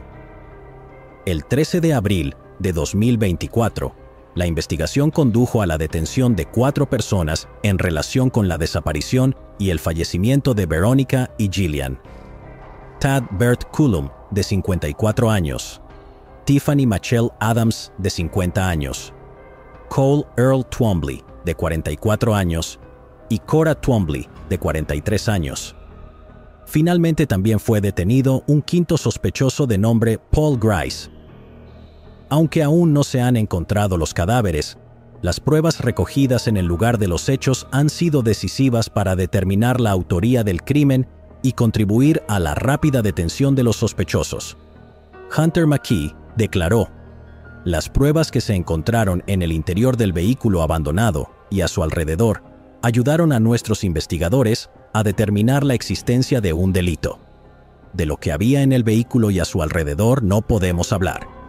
Hubo que contener a los allegados para que no atacaran a los sospechosos cuando entraron en la sala. Era la primera vez que se les veía en público desde su detención. Los individuos extranjeros fueron acusados de 2 cargos de asesinato, 2 cargos de secuestro y conspiración en el final de Veronica y Gillian. Fueron ingresadas en la cárcel del condado de Texas. Al día siguiente de las detenciones, el 14 de abril, en una zona aislada del condado de Texas, Oklahoma, la búsqueda de las 2 madres desaparecidas terminó con un sombrío descubrimiento. Las autoridades, entre ellas la Oficina de Investigación del Estado de Oklahoma, el FBI y el Departamento del Sheriff del Condado de Texas, anunciaron que habían localizado 2 cadáveres. Los restos fueron trasladados a la Oficina del Médico Forense Jefe de Oklahoma para someterlos a procesos de investigación y autopsias. Las autoridades dijeron que todos los niños implicados están a salvo. No está claro dónde se encontraban los niños en el momento de los asesinatos. La investigación sobre la desaparición de Veronica y Gillian condujo a las autoridades a una propiedad rural, a menos de 16 kilómetros de donde las mujeres fueron vistas por última vez. Este lugar se convirtió en el centro de atención, después de que los investigadores descubrieran pruebas que vinculaban a los sospechosos con la zona. Según los documentos judiciales, 2 teléfonos de prepago asociados a los 4 sospechosos habían hecho ping cerca de una parcela recientemente alterada en la propiedad. Al parecer, se había cavado un hoyo, luego rellenado y cubierto discretamente con heno. El dueño de la propiedad, Jamie Beasley, dio detalles escalofriantes a los investigadores. Habló de sus interacciones con Tad Bert Cullum, uno de los sospechosos detenidos. Al parecer, Cullum había solicitado utilizar una minicargadora para realizar lo que describió inofensivamente como trabajos de tierra para enterrar hormigón. Justo 2 días antes de que Veronica y Gillian desaparecieran, Cullum se había puesto en contacto con el dueño de la propiedad, Jamie Beasley. Le preguntó si podía utilizar la maquinaria pesada para retirar un tocón y participar en otras actividades de excavación. Tras la desaparición de las mujeres, Cullum, sintiendo la presión de la investigación, advirtió a Jam de que las fuerzas del orden le consideraban una persona de interés. Señaló que las huellas de la minicargadora podían parecer sospechosas. Cullum aconsejó a Jamie que, en caso de ser interrogado, afirmara simplemente que el sospechoso había estado realizando tareas generales de mantenimiento del terreno. A medida que la investigación avanzaba y los agentes empezaban a reconstruir, no solo el cómo y el quién del crimen, sino también el cómo, descubrieron un detalle que conmocionaría a toda la comunidad. Uno de los sospechosos tenía una conexión sorprendentemente estrecha con Veronica Butler. Tiffany Adams era la suegra de Veronica, lo que la convertía en pariente por matrimonio y abuela de los hijos de Veronica, la abuela con la que los niños se quedaron en Eva. Durante la investigación, Adams dijo a la Oficina de Investigación del Estado de Oklahoma que el 29 de marzo, su hijo y sus nietos pasaron la noche en otro lugar. Ella había planeado recogerlos a la mañana siguiente antes de reunirse con Veronica. Los documentos judiciales muestran que Adams se puso en contacto con Veronica a las 9 de la mañana del 30 de marzo para confirmar su cita. Según Adams, Veronica le dijo que no iba a llegar porque había surgido algo. Los registros telefónicos confirman que la conversación tuvo lugar, pero que Verónica se dirigía en ese momento a recoger a Gillian. Wrangler Rickman, el padre de los 2 hijos de Verónica, tenía la custodia legal, pero se encontraba en un centro de rehabilitación en ese momento. Esto significa que los niños vivían con Adams en el momento de la desaparición. El posible motivo del caso parece estar vinculado a la batalla en curso por la custodia de los hijos de Verónica, que comenzó en febrero de 2019. La polémica batalla legal consistió en frecuentes comparecencias ante el tribunal y audiencias cruciales, lo que insinúa lo mucho que está en juego para todas las partes involucradas. 10 días antes de que Verónica desapareciera, solicitó más régimen de visitas y pidió la custodia completa. El 17 de abril se iba a celebrar una vista en el juzgado que podría conceder a Verónica un régimen de visitas sin supervisión. La Oficina de Investigación del Estado de Oklahoma entrevistó a la persona que normalmente supervisa las visitas y dijo que estaba disponible para supervisar ese día, pero Adams le dijo que se tomara un par de semanas sin visitas. Adams quería interrogar a sus nietos sobre cómo eran los supervisores de visitas aprobados por Verónica. Tiffany Adams a veces se resistía a entregar los niños a su propio hijo, a pesar de sus derechos legales de custodia. El hecho de que también se llamara a las fuerzas del orden para que intervinieran en los problemas de custodia era un claro indicio de que existía una dinámica familiar volátil. Las grabaciones también indicaban que Adams y su novio, Tad Cullum, que también era uno de los 4 sospechosos detenidos, habían proferido amenazas contra Wrangler. La abuela de Wrangler denunció en febrero de 2024. Le dijo que no tenían que preocuparse mucho más por la batalla de la custodia, porque Adams la tenía bajo control. Adams conocía el camino que el juez recorría para ir a trabajar y sacaremos a Verónica al dejarla. Se confirmó que Wrangler estaba en un centro de rehabilitación en Oklahoma City en el momento de la desaparición. Tras obtener una orden de registro del teléfono de Adam el 1 de abril, el agente de la Oficina de Investigación del Estado de Oklahoma descubrió búsquedas relacionadas con pistolas paralizantes, armerías, teléfonos de prepago y métodos para atraer a alguien de su casa. Una búsqueda en armerías locales mostró que Adams había comprado 5 pistolas paralizantes el 23 de marzo y 3 teléfonos móviles de prepago en Walmart.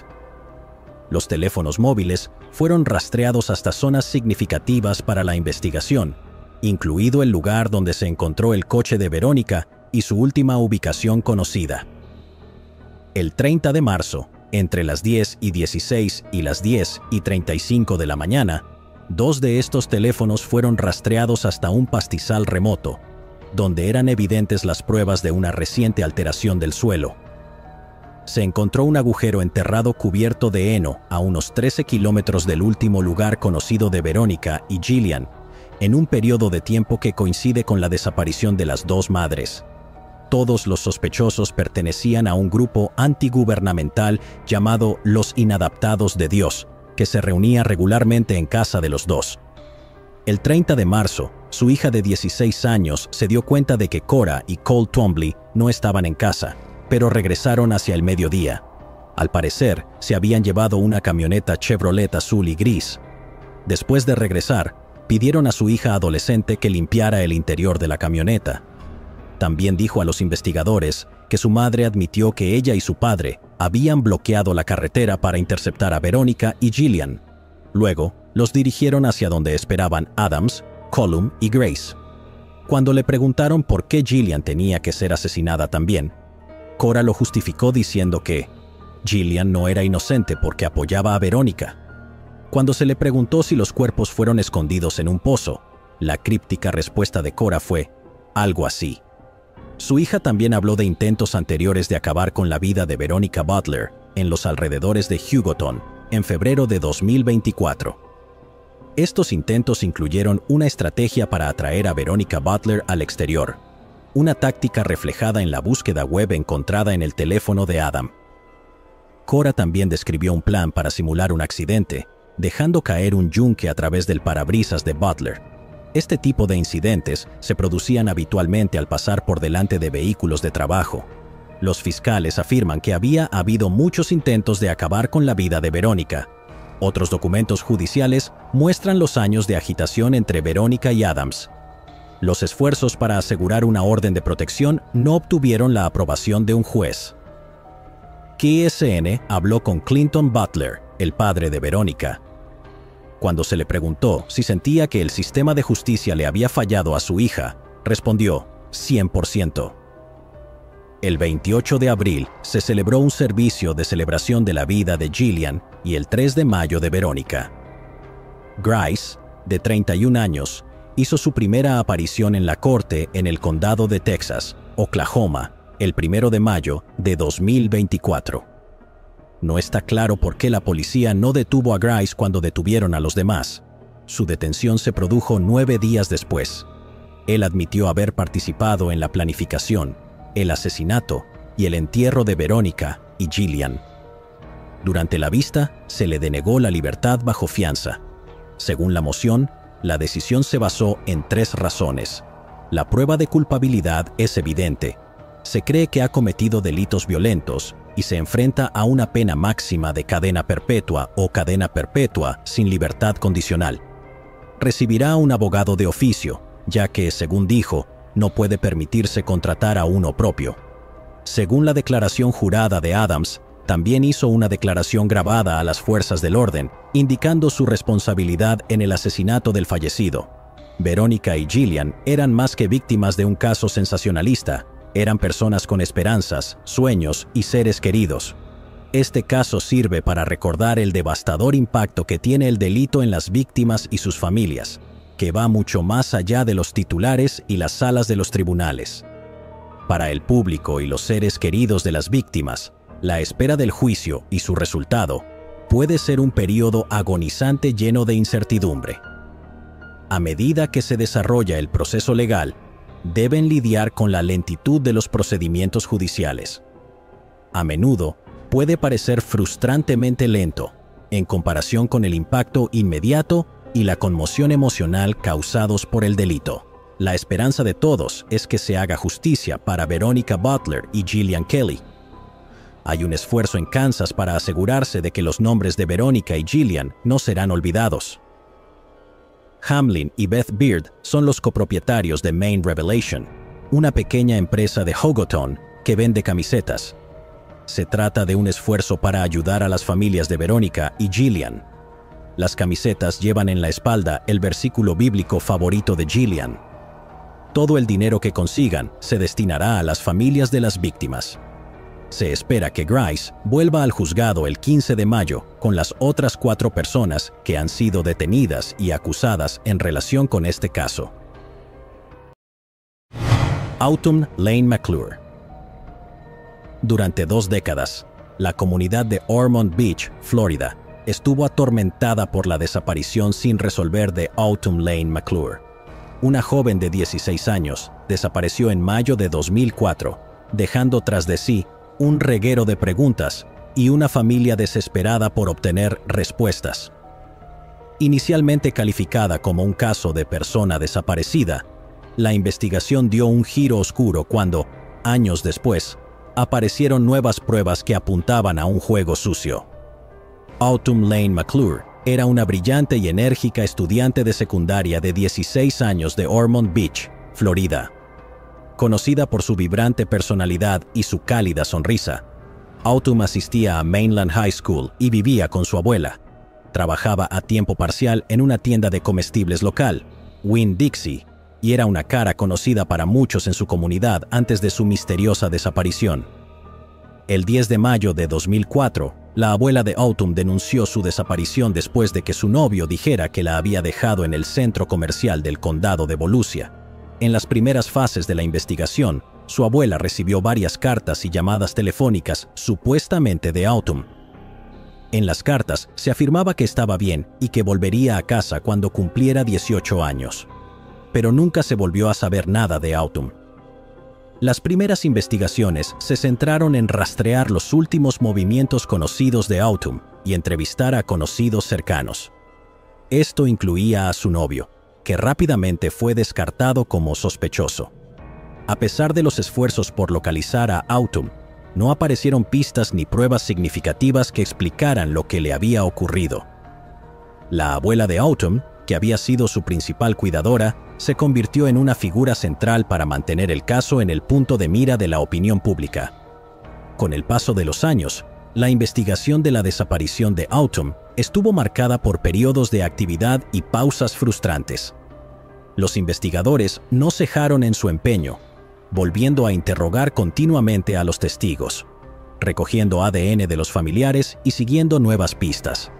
Una pista surgió en 2016, cuando el exnovio de Autumn, que anteriormente se pensaba que la había dejado en el centro comercial, confesó a los investigadores que en realidad la había dejado en el puente de Seabreeze.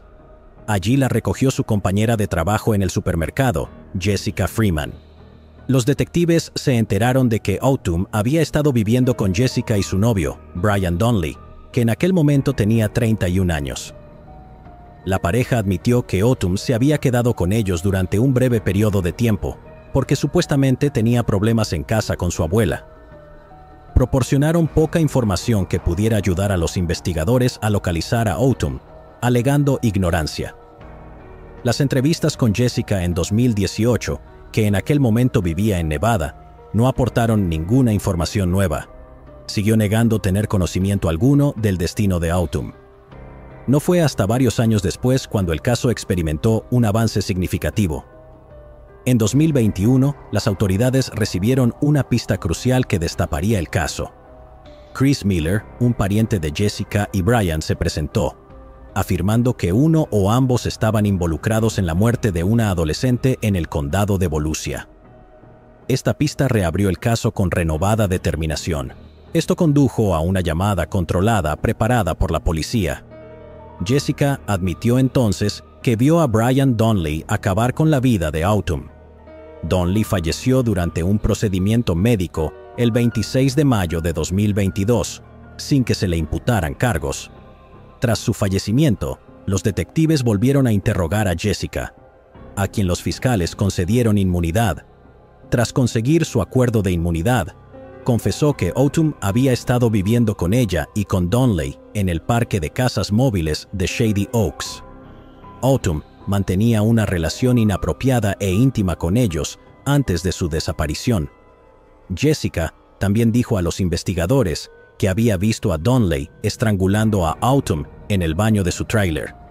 Pero cuando ella intervino, Autumn ya estaba sin vida. Entonces amenazó a Jessica, diciéndole que se enfrentaría a las mismas consecuencias si acudía a la policía. Las autoridades creen que el motivo era que Autumn planeaba volver a casa y Donnelly temía que si ella regresaba y revelaba su relación, él se enfrentaría a cargos. Jessica también proporcionó a los investigadores información crucial sobre el lugar donde sería enterrado el cuerpo de Autumn. Ella señaló el lugar a la cuadra 1300 de Hand Avenue en Ormond Beach. Recordó cómo Brian Donnelly había revisado la propiedad a finales de 2021 o a principios de 2022. Parecía satisfecho al descubrir que se estaba construyendo una nueva casa sobre la zona, donde supuestamente había escondido el cadáver de Autumn.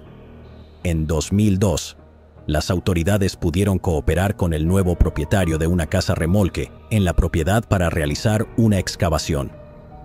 Utilizando un radar de penetración en el terreno, los investigadores encontraron irregularidades en el suelo debajo de donde una vez estuvo la caravana. 20 años después de su desaparición, en 2024, la meticulosa búsqueda permitió a los investigadores recuperar el 99.9% de los restos de Autumn. El hallazgo de sus restos ha ofrecido una pequeña sensación de paz a su hermano gemelo y al resto de sus familiares vivos, que han soportado años de incertidumbre y dolor.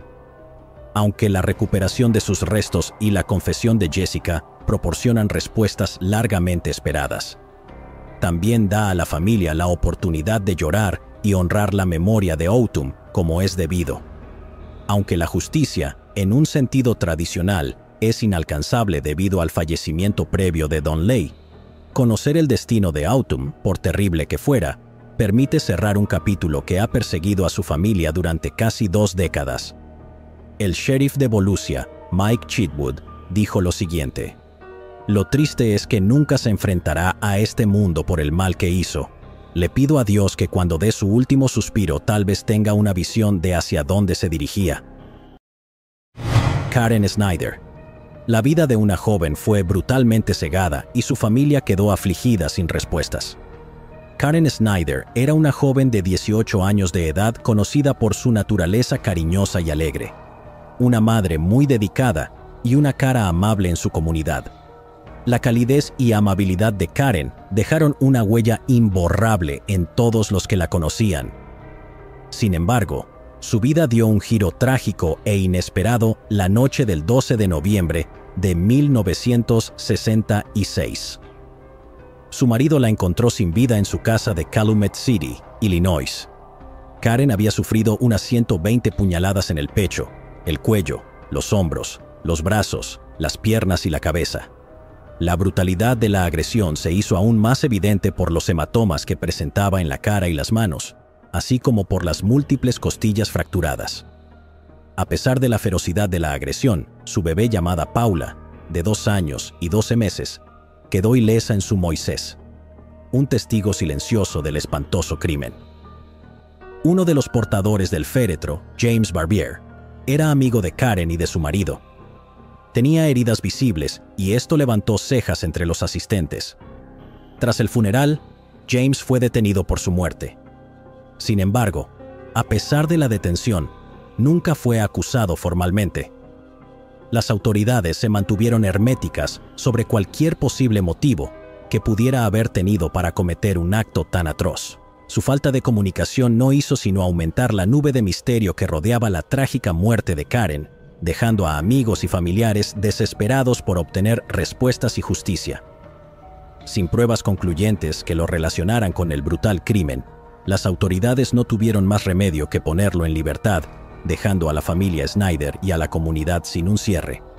En diciembre de 2022, se reavivó inesperadamente una investigación largamente inactiva sobre el asesinato de Karen Snyder. Los detectives de Calumet City reabrieron el caso después de recibir una llamada telefónica de un hombre, Kevin Seeley, preguntando sobre el crimen de hace décadas. Mencionó que su abuela Dee hablaba frecuentemente del caso. Sugirió que había preguntas sin resolver y sospechas persistentes en la familia. La persona que llamó pronto fue identificada como un miembro de la familia de Karen. Su persistencia proporcionó la chispa necesaria para revisar los escalofriantes sucesos de 1966. Kevin dijo: "Un día estaba en el trabajo y me puse a leer sobre el tema y me dije, muy bien, quizá después de 57 años se pueda utilizar algún tipo de tecnología para averiguar quién fue el responsable de haber cometido el crimen". Un par de detectives de Calumet City, impulsados por esta nueva pista, indagaron en el armario de pruebas del departamento. Para su asombro, descubrieron que todas las pruebas de la investigación original se habían conservado meticulosamente. El casillero contenía una gran cantidad de información crítica. Incluía muestras con salpicaduras de sangre y múltiples artículos físicos recuperados de la escena del crimen.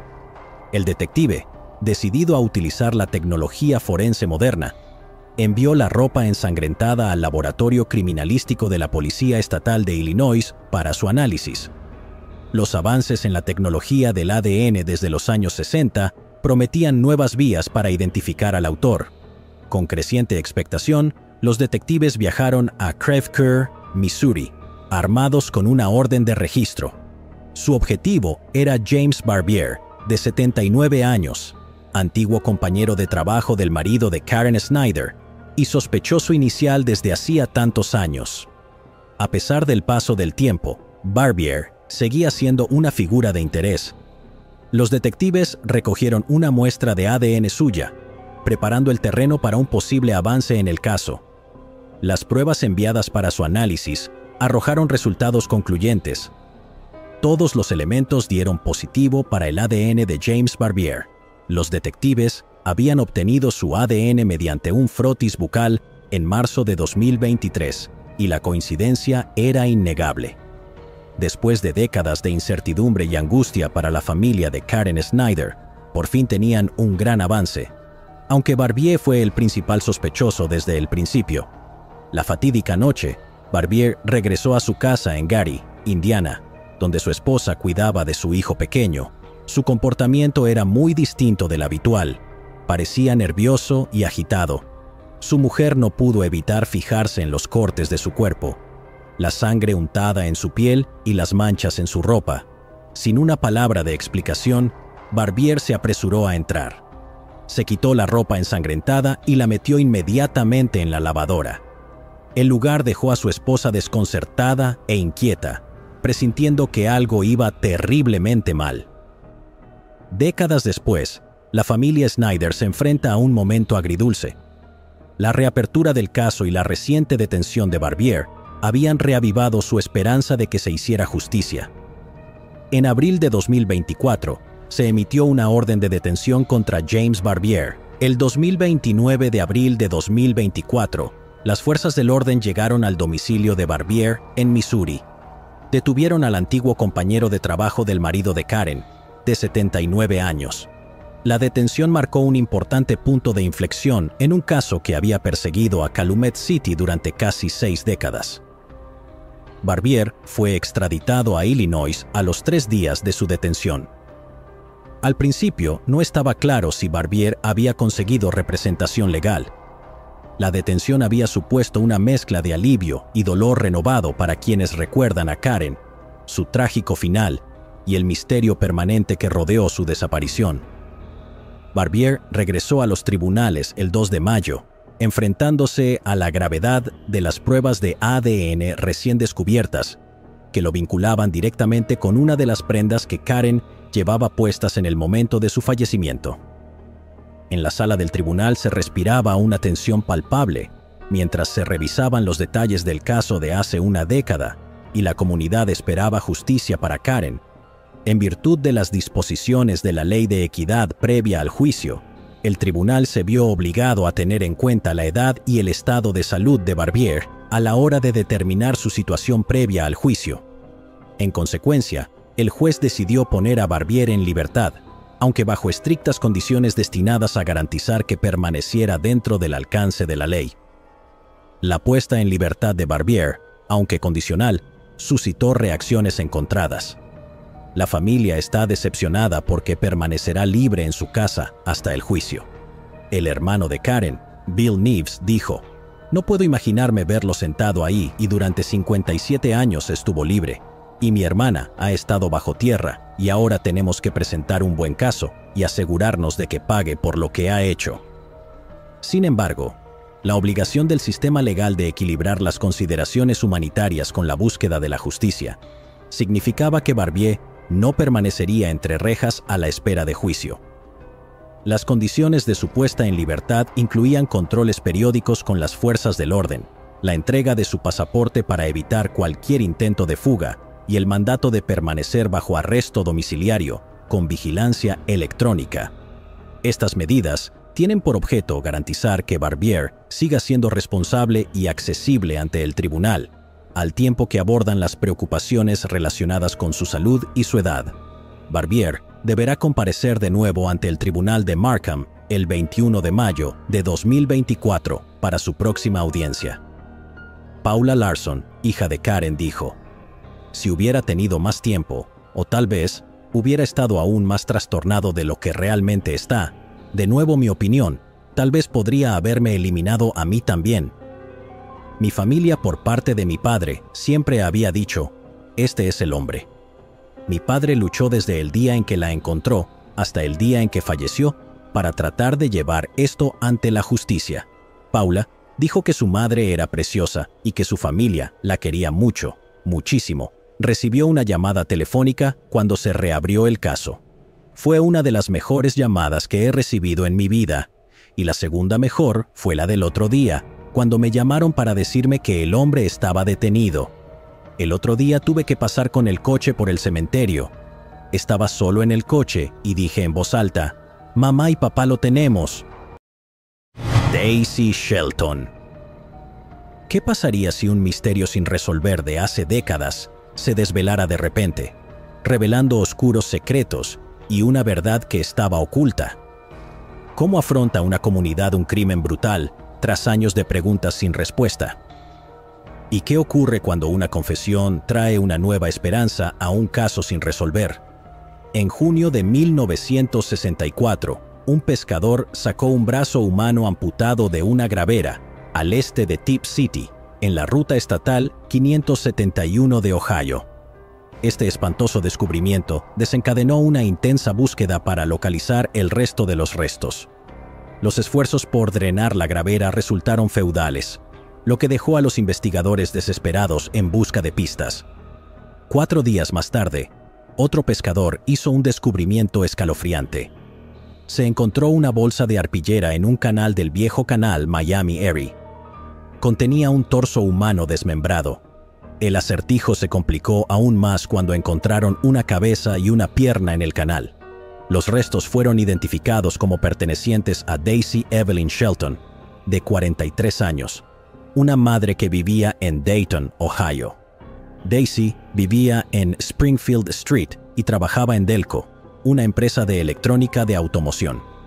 Según una denuncia de desaparición presentada por Rita, la hija de Daisy, esta fue vista por última vez a finales de agosto de 1963. Al parecer, Daisy salió de casa esa noche, diciendo a su hija que pronto volvería a casa, pero nunca regresó. Daisy era conocida por cuidar de los que la rodeaban y era considerada una persona servicial entre su familia. Su vida había sido brutalmente truncada y las circunstancias de su fallecimiento conmocionaron a la comunidad. A pesar del fervor inicial de la investigación, las pistas se agotaron rápidamente y el caso se enfrió. Pasaron décadas sin que se resolviera, hasta que en 2017 se produjo un giro inesperado en el caso. En un giro que solo podría describirse como del destino, un hombre que temía estar cerca de su fin en la cama de un hospital hizo una sorprendente confesión a una enfermera. Afirmó haber presenciado el asesinato de Daisy Shelton. Su temor a una muerte inminente le había obligado a desahogar su conciencia, revelando secretos largamente enterrados por el tiempo. Milagrosamente, el hombre sobrevivió y los detectives, aprovechando la oportunidad, realizaron una serie de entrevistas con él. El testigo, cuya identidad se mantuvo anónima por su protección, relató una historia desgarradora. Describió los acontecimientos que condujeron al asesinato de Daisy, pintando una vívida imagen de un crimen que le había perseguido durante más de medio siglo. Su testimonio aportó detalles críticos que los investigadores habían eludido en 1964, arrojando nueva luz sobre un caso que durante mucho tiempo había parecido irresoluble. El testigo relató que vio cómo un individuo le quitaba la vida golpeándola en la cabeza con un martillo en una casa de la calle Springfield de Dayton. La brutalidad de los hechos dejó huella en el testigo, que describió la escena con crudos detalles. Después del golpe inicial, Daisy Shelton fue desmembrada en la casa por 2 hombres más. Las partes de su cuerpo fueron luego descartadas en varios cuerpos de agua en y alrededor de Tipp City. Efectivamente, la dispersión de las pruebas hizo que la investigación fuera más difícil para las autoridades de la época. Solo la persona que utilizó el martillo fue nombrada sospechosa. Cooperó con los detectives y accedió a múltiples entrevistas. Al principio, negó vehementemente conocer a Daisy Shelton, a pesar de que vivían en la misma calle y trabajaban para el mismo empleador. En una entrevista realizada en agosto de 2051, la fachada del sospechoso empezó a resquebrajarse. A regañadientes admitió conocer a Daisy, un avance significativo en la investigación. A medida que avanzaban los interrogatorios, los detectives reconstruían meticulosamente los movimientos del sospechoso y sus interacciones con Daisy. Descubrieron incoherencias en sus declaraciones y lagunas inexplicables en su coartada para el momento del asesinato de Daisy. La presión aumentó a medida que las pruebas forenses, combinadas con el relato detallado del testigo, dibujaban un cuadro cada vez más condenatorio de la implicación del sospechoso. Los detectives exploraron la posibilidad de venganzas personales, disputas financieras y otros motivos que podrían haber llevado a su brutal asesinato. Para construir un caso completo, los detectives recurrieron a técnicas forenses modernas. Volvieron a examinar la bolsa de arpillera y otras pruebas físicas, con la esperanza de encontrar restos de ADN o huellas dactilares que pudieran vincular irrefutablemente al sospechoso con el crimen. Los avances de la ciencia forense les permitieron analizar las pruebas con una precisión inimaginable en 1964. Simultáneamente, la respuesta de la comunidad al caso reabierto fue variada. Para algunos, la reaparición de un crimen tan horrible les trajo recuerdos dolorosos.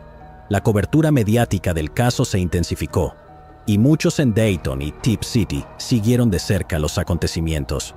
El propio sospechoso sacó el tema de la caja voluntariamente, sugiriendo que podría explicar por qué su ADN podría encontrarse en ella. Afirmó que todo era una mentira, exagerada por el testigo presencial para implicarle. A pesar de su intento de desviar las sospechas, admitió que la caja había estado efectivamente en su casa de la calle Springfield. El sospechoso admitió que una caja de su casa había sido utilizada para transportar las partes del cuerpo de Daisy. Esta admisión fue un avance decisivo. El sospechoso admitió además que era posible que Daisy hubiera perdido la vida en su casa. Esto supuso un cambio significativo con respecto a sus respuestas anteriores, alineándose más estrechamente con el relato del testigo. Estas admisiones, combinadas con las pruebas forenses, reforzaron el caso contra él. El sospechoso confesó que parecía ser culpable y que posiblemente sería condenado en el juicio. Admitió que las pruebas acumuladas, su conexión con la caja, el lugar del asesinato y su relación con Daisy, pintaban un cuadro condenatorio. A pesar de sus afirmaciones de haber sido incriminado, sus propias declaraciones habían consolidado inadvertidamente su condición de principal sospechoso en el caso de Daisy. Los detectives continuaron construyendo su caso, reconstruyendo la cronología de los acontecimientos que condujeron a la muerte de Daisy. Analizaron los antecedentes del sospechoso y continuaron buscando antecedentes de conducta violenta u otros posibles motivos. A la luz de las nuevas pruebas y de las confesiones parciales del sospechoso, los argumentos en su contra cobraron fuerza. La fiscalía se preparó para presentar un relato exhaustivo que abarcaría el testimonio de los testigos, los hallazgos forenses y las propias declaraciones incriminatorias del sospechoso. El objetivo era proporcionar un argumento claro y convincente que condujera a una condena y llevara finalmente la justicia a Daisy Shelton.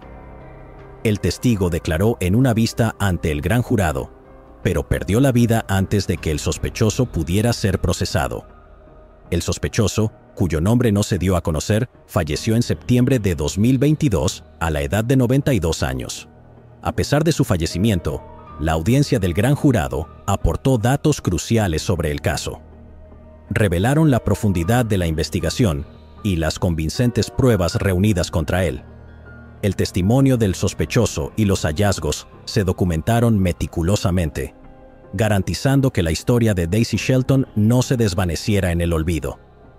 Los funcionarios encargados de hacer cumplir la ley y expertos jurídicos analizaron el testimonio del sospechoso y las pruebas acumuladas. Se esforzaron por reconstruir un relato completo del crimen, llevado del testigo ocular que rompió su silencio después de tantos años. Fue decisivo para reavivar el caso. Su detallada confesión, junto con las reticentes admisiones del sospechoso, solidificaron la narración del trágico final de Daisy Shelton. Aunque la muerte del sospechoso impidió la celebración de un juicio formal, la transparencia de la investigación aportó cierto consuelo a la comunidad.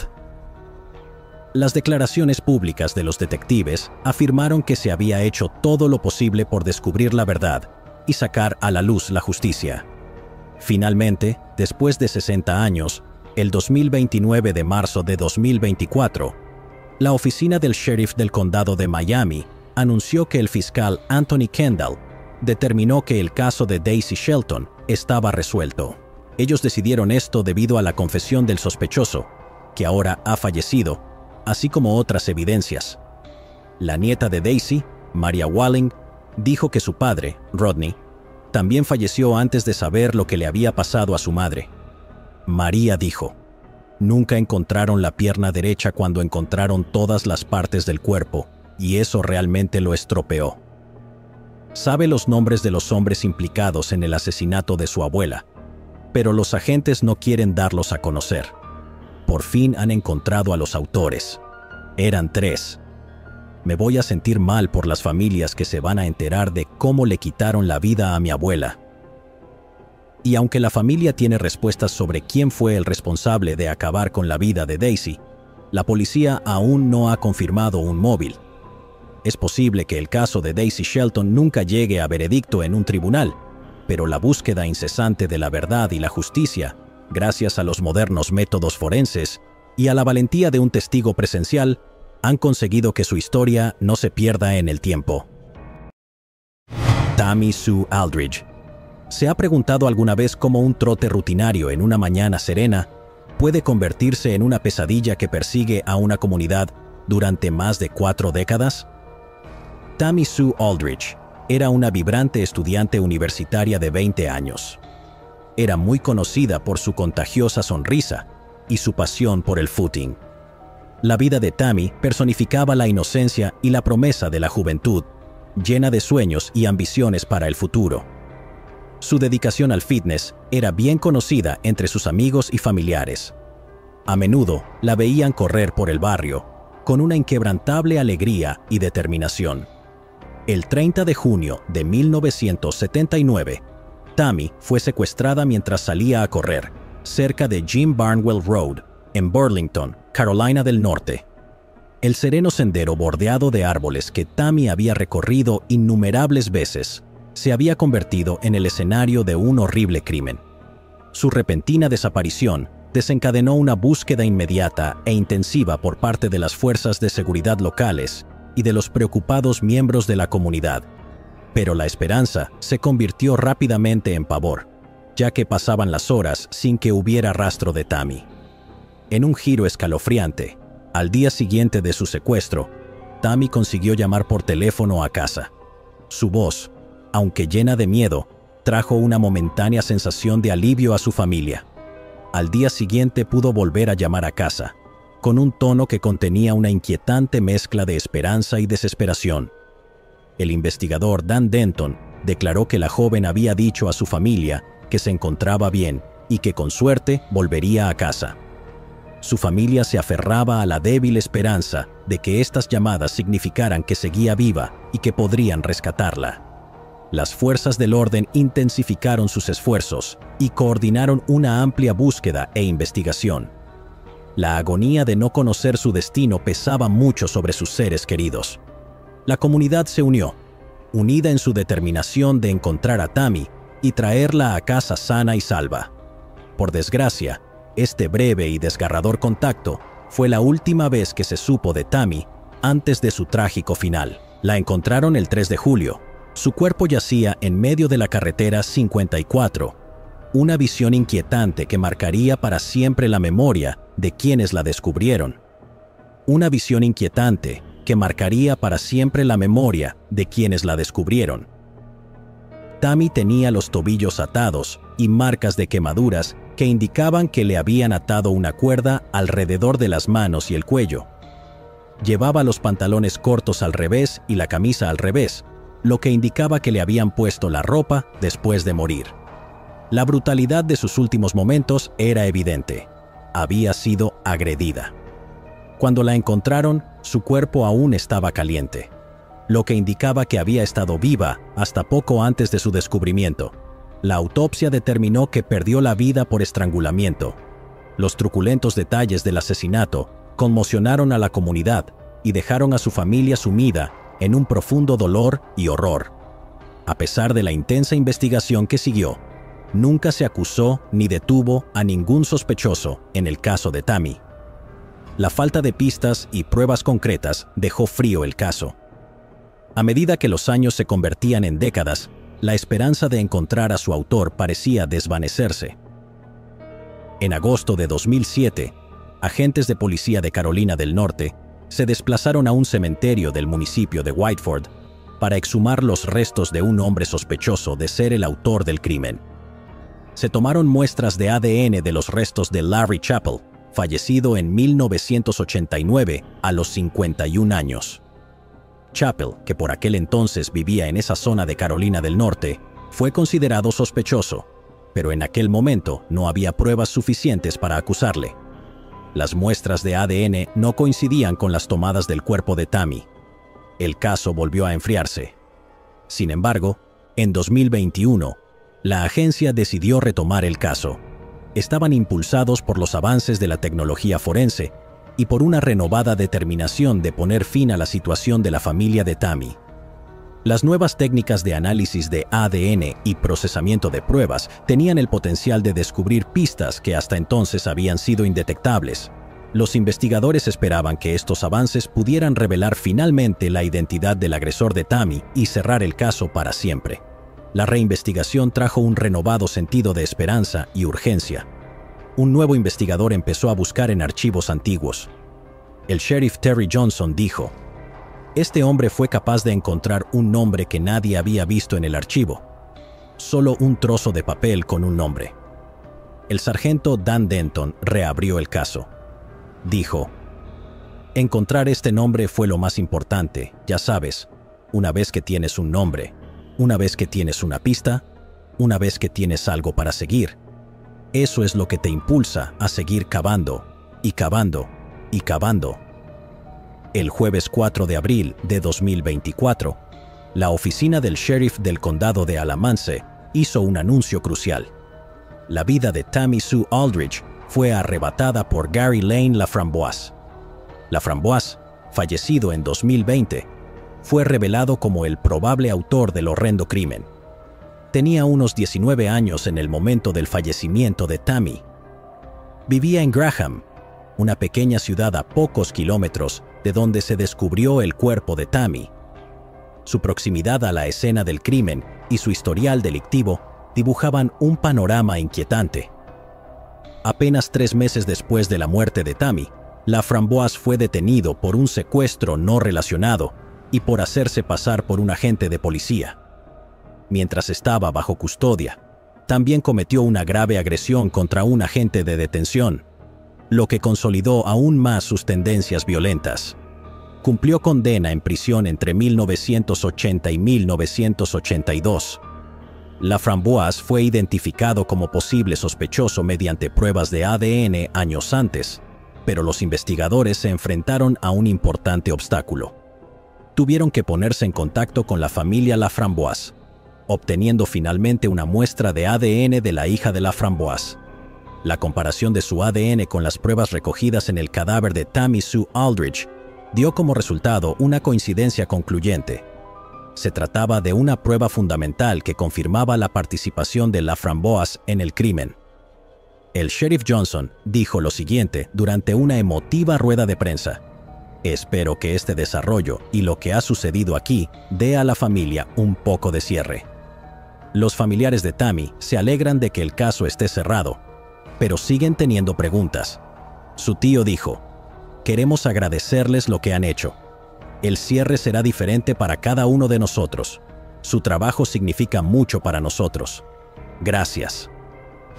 Llegados aquí, ¿acaso no has visto este otro crimen? Yo no me lo perdería,